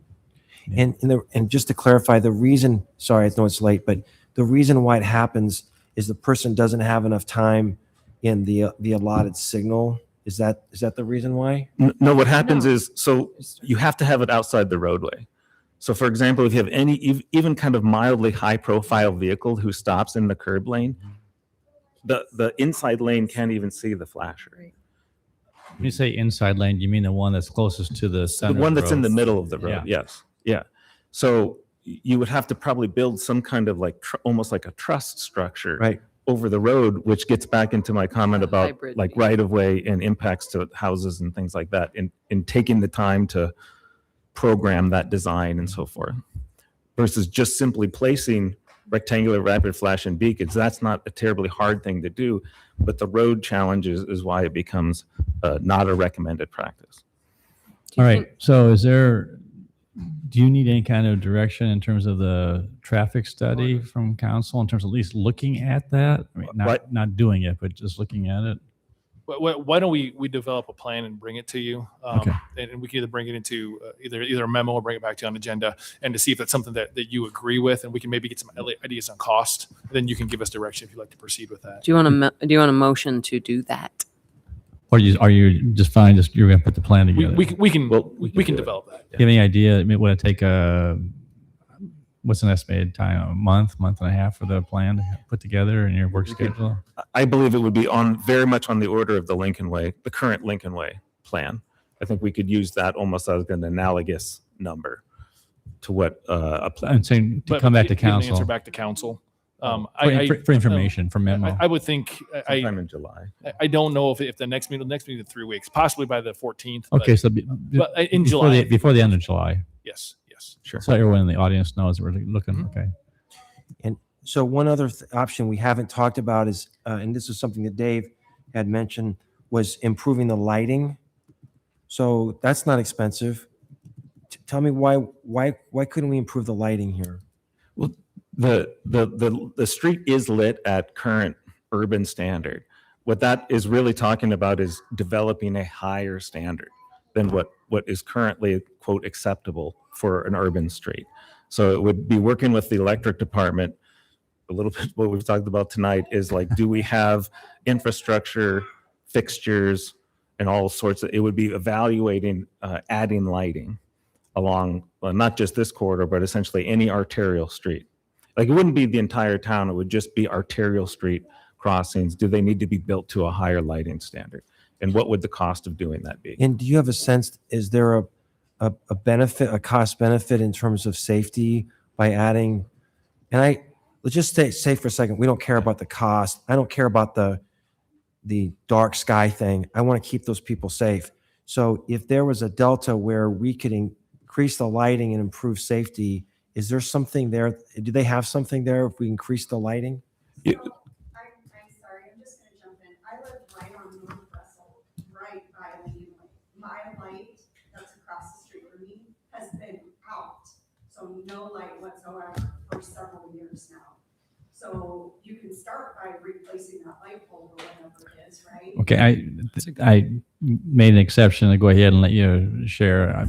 Okay, that's okay. There's a really cool app called Ames on the Go that we'll make a note of that. But the point is, if you have street lights that are out, you can go ahead and say, my street light is out. And my guess is the next day they'll be out there replacing the bulb, but they just can't. So they don't notice that. But anyway, thank you for bringing that up. Don will take care of it, Don.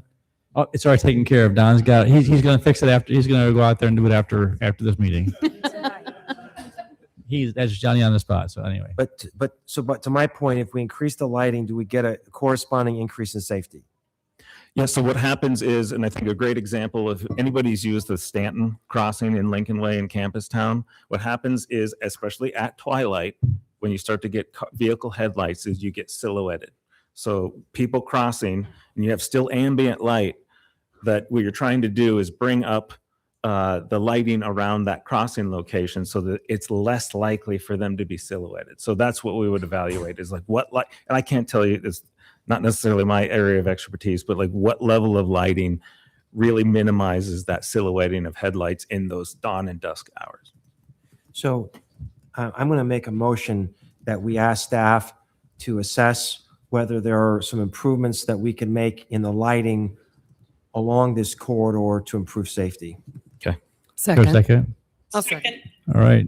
Those in favor of the motion, say aye. Aye. Any opposed? Aye. All right. Thanks, Damien. All right. Thank you, gentlemen. Well, thank you everybody for coming and staying late, and we'll look forward to seeing some improvements made hopefully soon from the standpoint of enforcement. Okay. Move on to item number 32, renewal of Ames Regional Economic Alliance contract. Is there any questions or discussion regarding the details of the contract? Mayor, I think I noted that we needed to make a slight change in wording on this when we were talking about it. All right.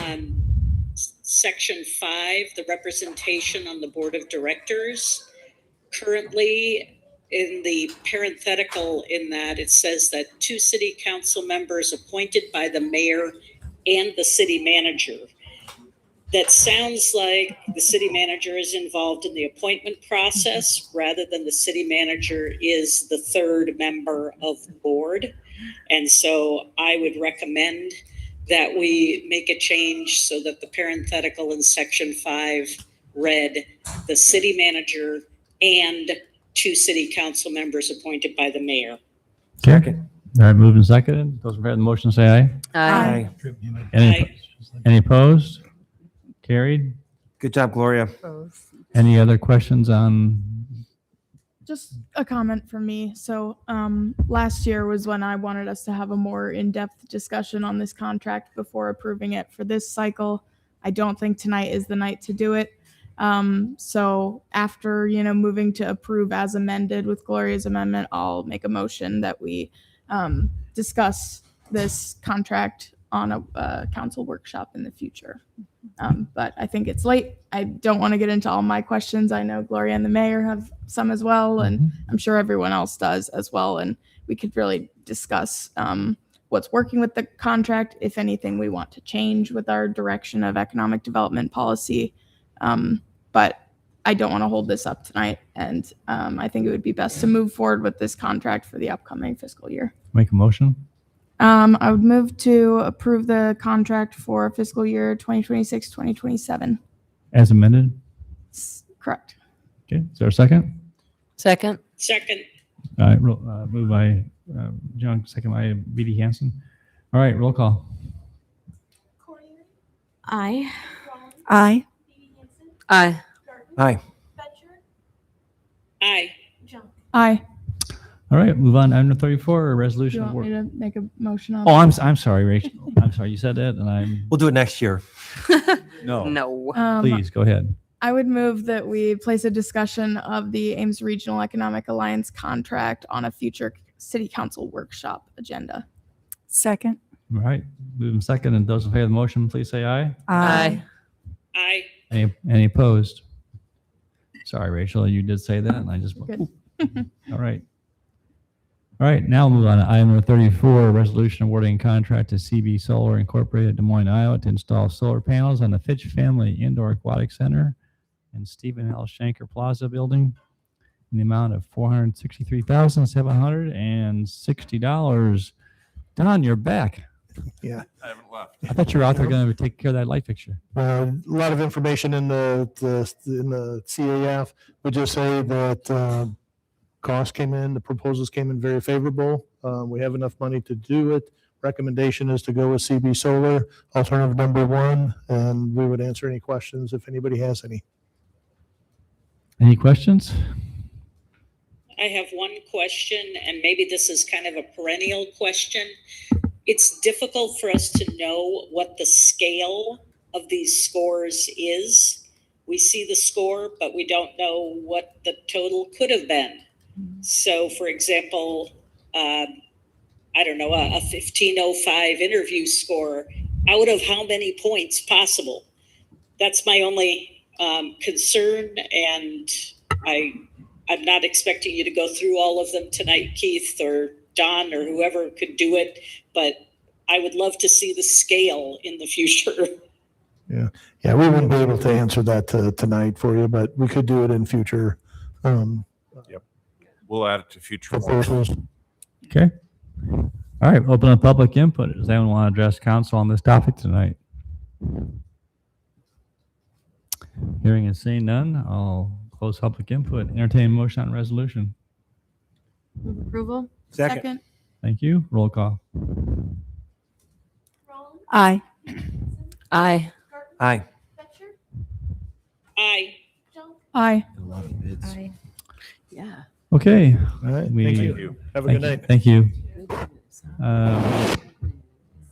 Already dealt with item number 35, moving to item 36, hearing on rezoning to amend the approved floating suburban residential medium density with master plan for the Bluffs at 4899 Everest Avenue. Good evening, Justin. Good evening. Thank you very much. All right, so we have a request from Friedrich Land Development Company, and this is to, let me get the appropriate slide here. It's a proposal to rezone the property here that you see hatched there at 4899 Everest from, well, basically maintaining its existing medium density zoning, FSRM, and amending the master plan. So just a little bit of history for you. The master plan originally was developed, or rather approved about 4 years ago with the Bluffs at Dankbar Farms. There was a number of uses and configurations that were approved up here in this particular area with that approval, and that was approved at the time of preliminary plat. The request coming back before you deals with the area here that you see in purple, and the request specifically deals with basically changing the allowed housing types that are permitted here in the master plan. So currently that area allows for single family attached, and it contemplates 60 to 100 units.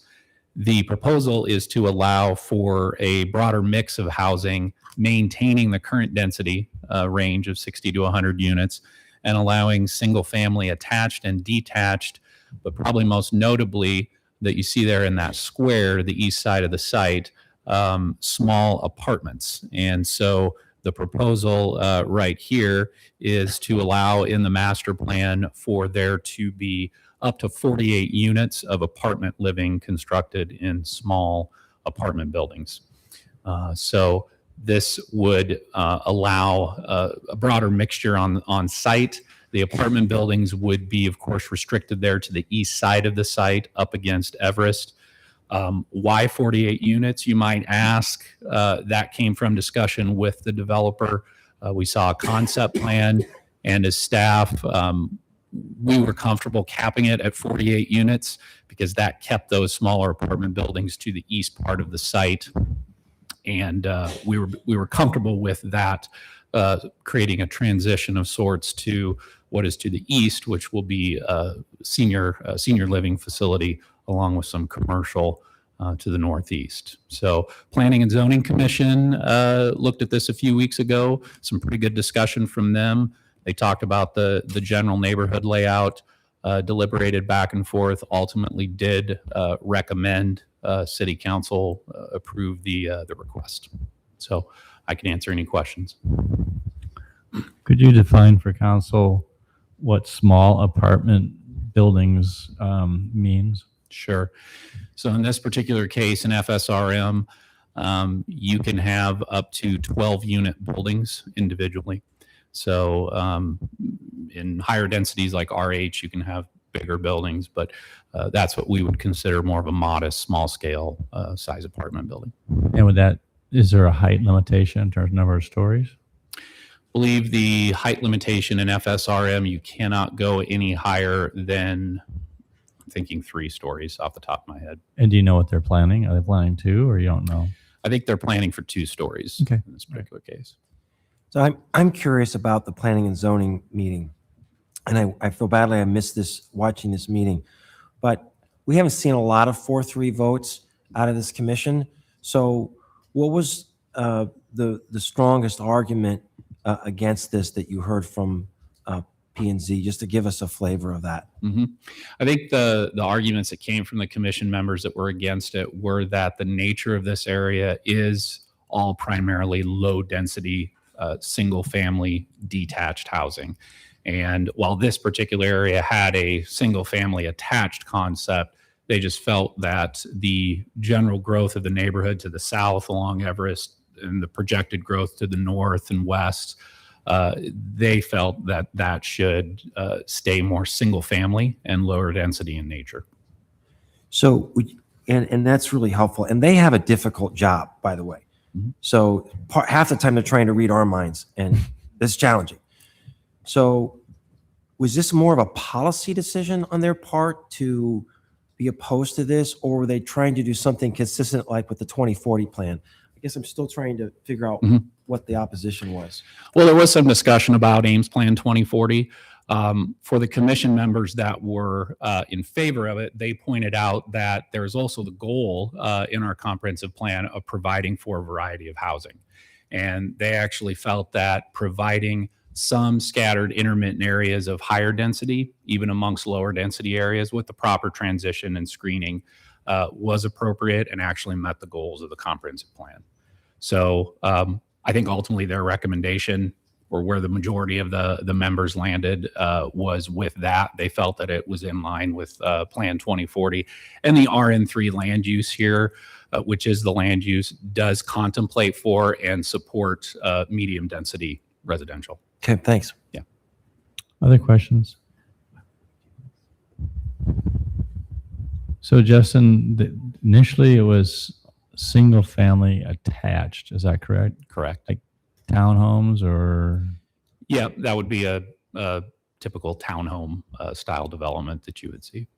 So would there be more single family detached homes then, because of the fact that the density staying the same and you have more concentration with apartments, so they're more spread out, or is that talked about?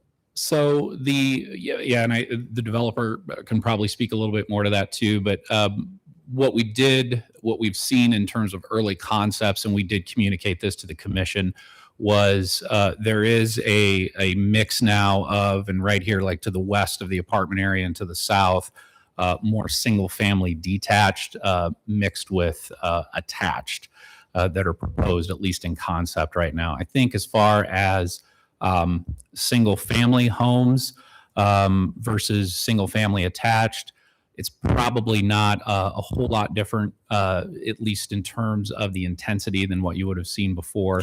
You do have some of those small scale apartments to the east that will absorb some of those units. So it probably lays out about the same generally. Okay. Just thinking that when that area, if you're going to do 48 units right there, maybe that would provide, more. Mm-hmm. You could probably ask Kurt about this too. I was just curious about price point. We met with the school board here a few weeks ago, and one of the things that they really were pushing for was, entry level or, lower cost, housing for their staff in particular, and also single family homes. He has studies that show that brings students to a district. Now, of course, we have to annex this into the Ames School District, which ain't going to happen. This is in Gilbert, but it's just interesting that apartments are not necessarily ones that bring students. Well, so to your point, one of the things that I think we've heard is that there are people who desire apartments outside of the mega student apartments complexes. Right. And so this would be that. Mm-hmm. Agreed. Okay. Open up public comment. Kurt, you want to say anything? Thanks for coming. Thanks for staying late. Hi, Kurt Friedrich, 106th Street. And yes, I want to say you guys are warriors for staying up late. Thank you. It does not go unnoticed how much time you give to evaluating so many different projects, including ours. And thank you for your diligence and your endurance. So tonight I am here to advocate for option one that I think has been recommended by the city manager. This is to provide more variety of housing within our subdivision. So to date, there at the Bluffs has seen just amazing absorption. It's been one of the fastest moving subdivisions that we've been a part of. All of what we've built thus far, and you can see in the master plan, is all single family detached housing. and that's primarily Cartier, Polo, and Ericsson. And then up at the very north end of the subdivision is the Damani North addition to the Bluffs. Similar to Damani South, it's got its own special architecture and style, and that is selling nicely. But those are also single-family detached homes, as you know. And then just about 10 days ago, thanks to your approvals, we were able to sell 14 acres to Dover Communities. They successfully closed on the 14 acres just to the east of the subject property that we're talking about tonight. And they'll be building a beautiful 100 unit senior housing community starting here this year. So that will be another nice element to the subdivision. And that's what we're seeing happening here. We're not looking at a different kind of zoning. We're looking at the same approximate density, but we're looking at different housing types. And I think that the sign of a really strong neighborhood is one that has a variety of types of housing and prices. And this will allow us to do more of that. So we're trying to be sensitive to views and what we're building adjacent to. But along the western edge of this medium density piece, we're looking at approximately 23 townhomes, attached townhomes. There would be 11 twin homes, and then a standalone unit. And, or excuse me, it's a little less than that. Do you have, Justin, do you have the example that we had provided to you? The concept that Yes. that we've talked about before. Yes. I don't know that I have that handy tonight. Okay. So we will have a mixture of twin homes and single family homes. So if you're familiar with Quarry Drive, there's a horseshoe at Quarry Estates on the east end of the property. We have 6 standalone association homes. They're single family detached homes that will be custom built for the customer. And then we'll have a set of twin homes of nice, and they'll be single story on the twin homes largely. So I think it will blend in nicely with the single family that is to the west. And then on the east side of the site, we're looking at 12-plex designs for the multifamily buildings. They probably will be built as condominium buildings so that we could have the flexibility to potentially sell those individual units. Similar to what we have done at Somerset. We've built, and these units are similar in architecture to some of those buildings that we built at Somerset. The buildings that are shown on the plan, that at least the concept that we've developed, are very much like the Greyhawk 12-plex buildings just to the east. I think it's a nice example of a good variety of housing, and I hope that you'll support it. Thank you, Kurt. Any questions? Don't think so. Okay. Thank you very much. Anybody else want to offer input?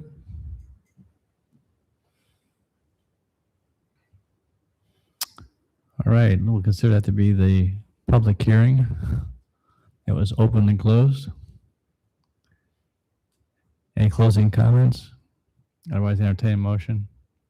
Move alternative 1. I really like the idea of having a variety of housing here, and I would move alternative 1. Second. All right, moving seconded. Roll call. Aye. Aye. Aye. Aye. Aye. Aye. Thank you. We'll move on to item number 37, hearing on zoning text amendment modifying Northeast Gateway Overlay District. All right. Thank you very much. Well, as directed, we have come back with a text amendment modifying the standards in the Northeast Gateway Overlay District. This is the area, if you can't quite place it, it's east of I-35 on either side of East 13th Street.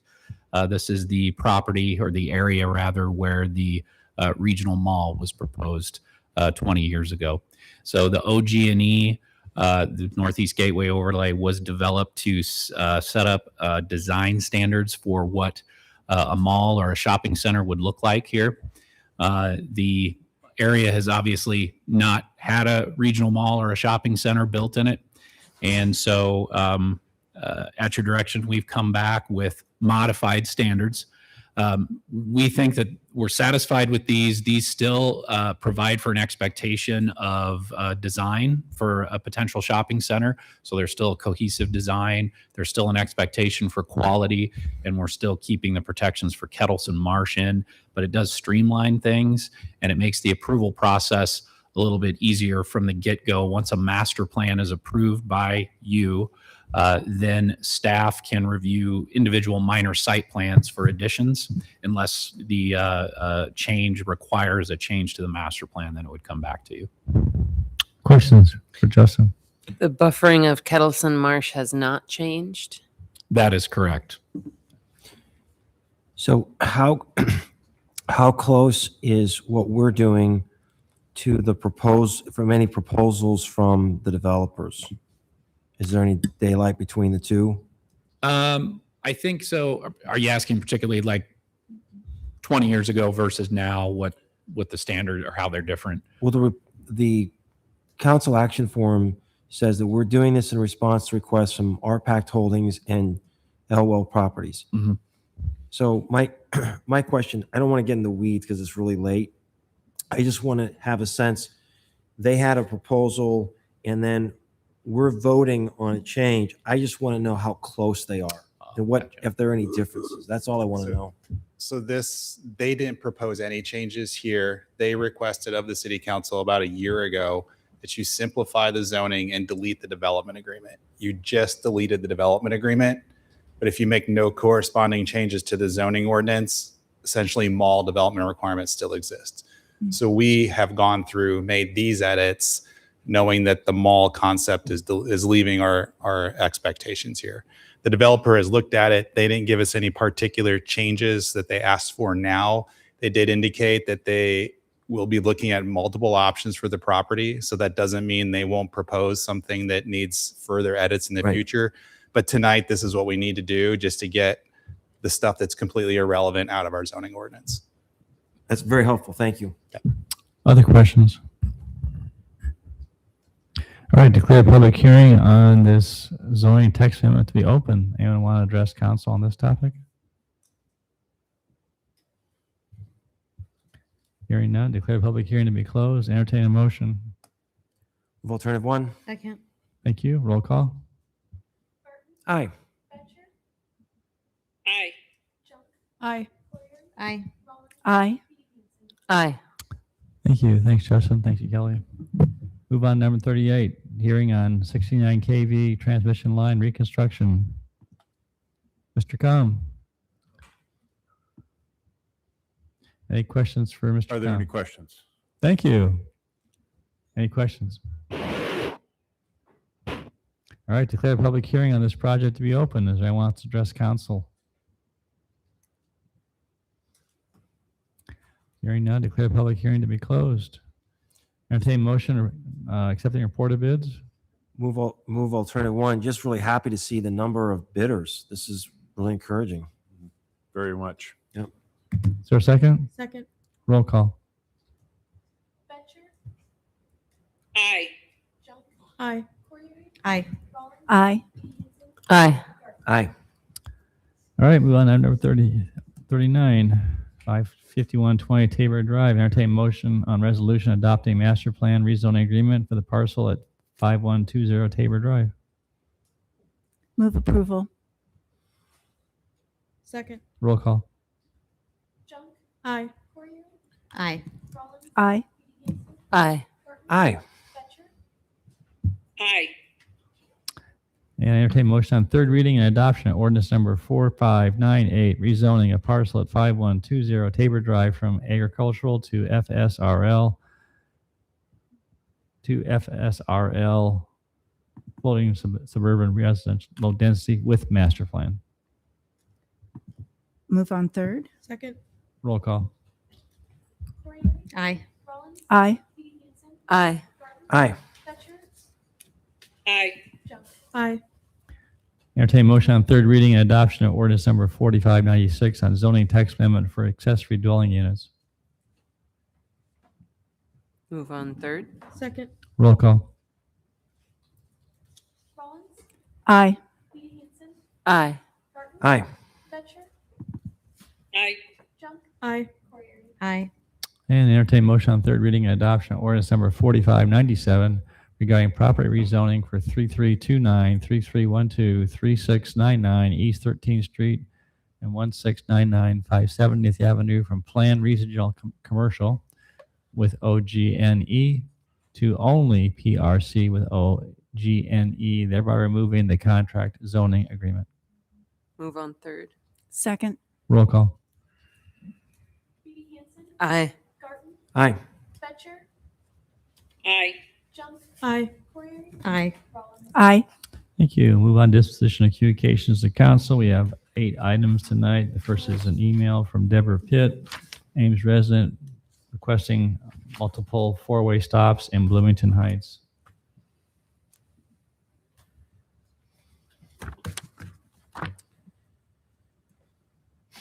Can we get some feedback from Damien on this? We can get a memo from, I mean, we already did, didn't we? I think you got it right, but you referred to us. Either we already have that memo specifically you've gotten before on this, or we'll write a new one.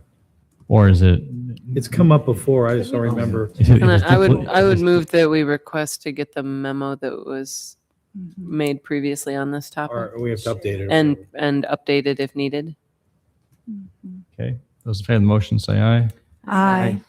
Any opposed? Carried.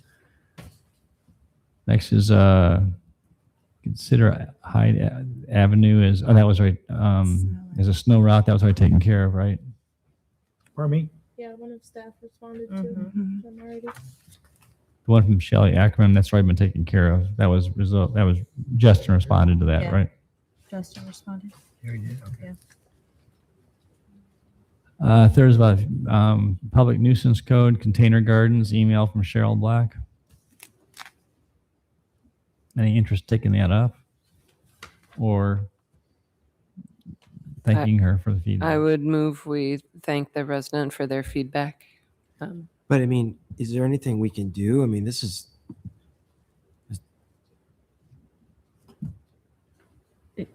For someone gardening?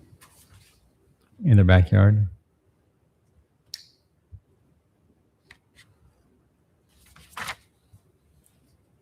I see. Was a motion made to, was it seconded? Second. No. Any discussion? Would you repeat the motion? We're getting tired. It was just to thank the resident for their Oh, feedback. Thank the resident. Okay, thank you. Those who have motion say aye. Aye. Aye. Opposed? Aye. Carried. Next is a Duff Avenue proposal objections. Move we thank the resident for their feedback and we can include it with the feedback on this project. Second. Okay, those who have motion say aye. Aye. Any opposed? Aye. Motion carried. Steve Schickel, Want a memo? 2702 North Dakota, request to split homestead. I'd move we get a memo from staff on this. Thank you. There's a Second. All right, those in favor say aye. Aye. Any opposed? Aye. Motion carried. Next is the memo from Mark, City Assessor, term of office. That needs to be put on a, move to put it on a July 14th council meeting agenda. I would move I would we, move that we ask the city attorney to draft an ordinance clarifying the city assessor's term of office to be considered on the July 14th council meeting agenda. Thank you. Is there a second? Second. Moving seconded. Those in favor say aye. Aye. Any opposed?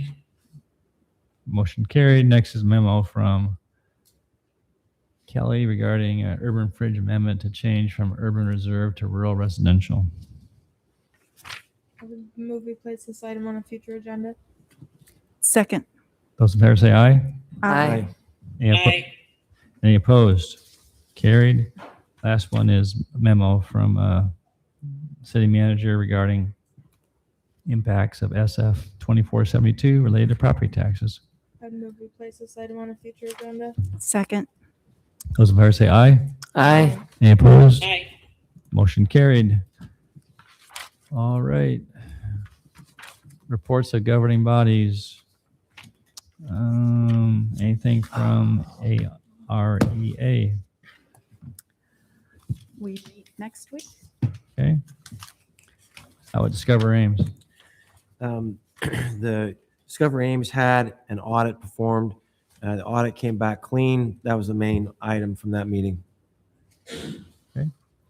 No report from Story County Emergency Management. We don't meet until July. And how about Cyride? We will not be meeting until July. All right, council comments.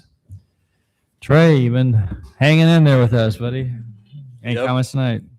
I just want to acknowledge and thank the students and community members who reached out about the data center. And I hope that tonight's discussion really helped clear the air on that subject. Also, since it might be my last comment, I want to encourage all students that are here over the 4th of July to attend the downtown parade. It'll be a lot of fun. Great, thank you. Nice. Tim? So this was a good night for the city. Very controversial issue. And I thought the meeting went very well. I thought people were very civil and respectful. Mayor, you sort of set the expectation, and I thought it was a very good meeting. And we're going to have these kind of major sort of issues come up. And I think that it was a good evening that showed the civility of our community. Okay. Riley? Yeah, I mean, I would just echo thanks for everyone who came out and listened tonight, and to those who are watching at home who listened too. And I hope we get a lot of people out next week for our listening session. Yeah, that's all for me tonight. Thank you. Nita? I would echo the same things and thank the folks from the South Russell area as well for continuing to champion something good happening in that neighborhood and keeping us moving along with that. And just also wanted to remind, because it is one of the projects that City Council had supported, was Juneteenth, that we have one more event as we wrap that up, that there's a story time and lecture on this Saturday. Story time at 10:30, and then a lecture at 11:30. We have Quentin and Quinlan Reiser, who two twin brothers who have gone together and do some work around financial management and financial literacy. And we'll have free books available, and they'll be there to sign. So one more Juneteenth event. Very good. Gloria, how about you tonight? I'm sorry that I was not able to be there tonight, and I'm grateful for all the input that we received from residents. I did want all of you to know that while I've been watching the council meeting, we had as many as 151 people live streaming on YouTube, which is a huge number for us. And I'm glad that people are taking the issues before us seriously and engaging. Thank you. Amber, anything? Nothing for me. Rachel? Yeah, just echo the thanks for everyone for attending and looking forward to next week's listening session. All right, entertain a motion to adjourn. Move we adjourn. Second. All right, those fair say aye. Aye. We are Aye. adjourned.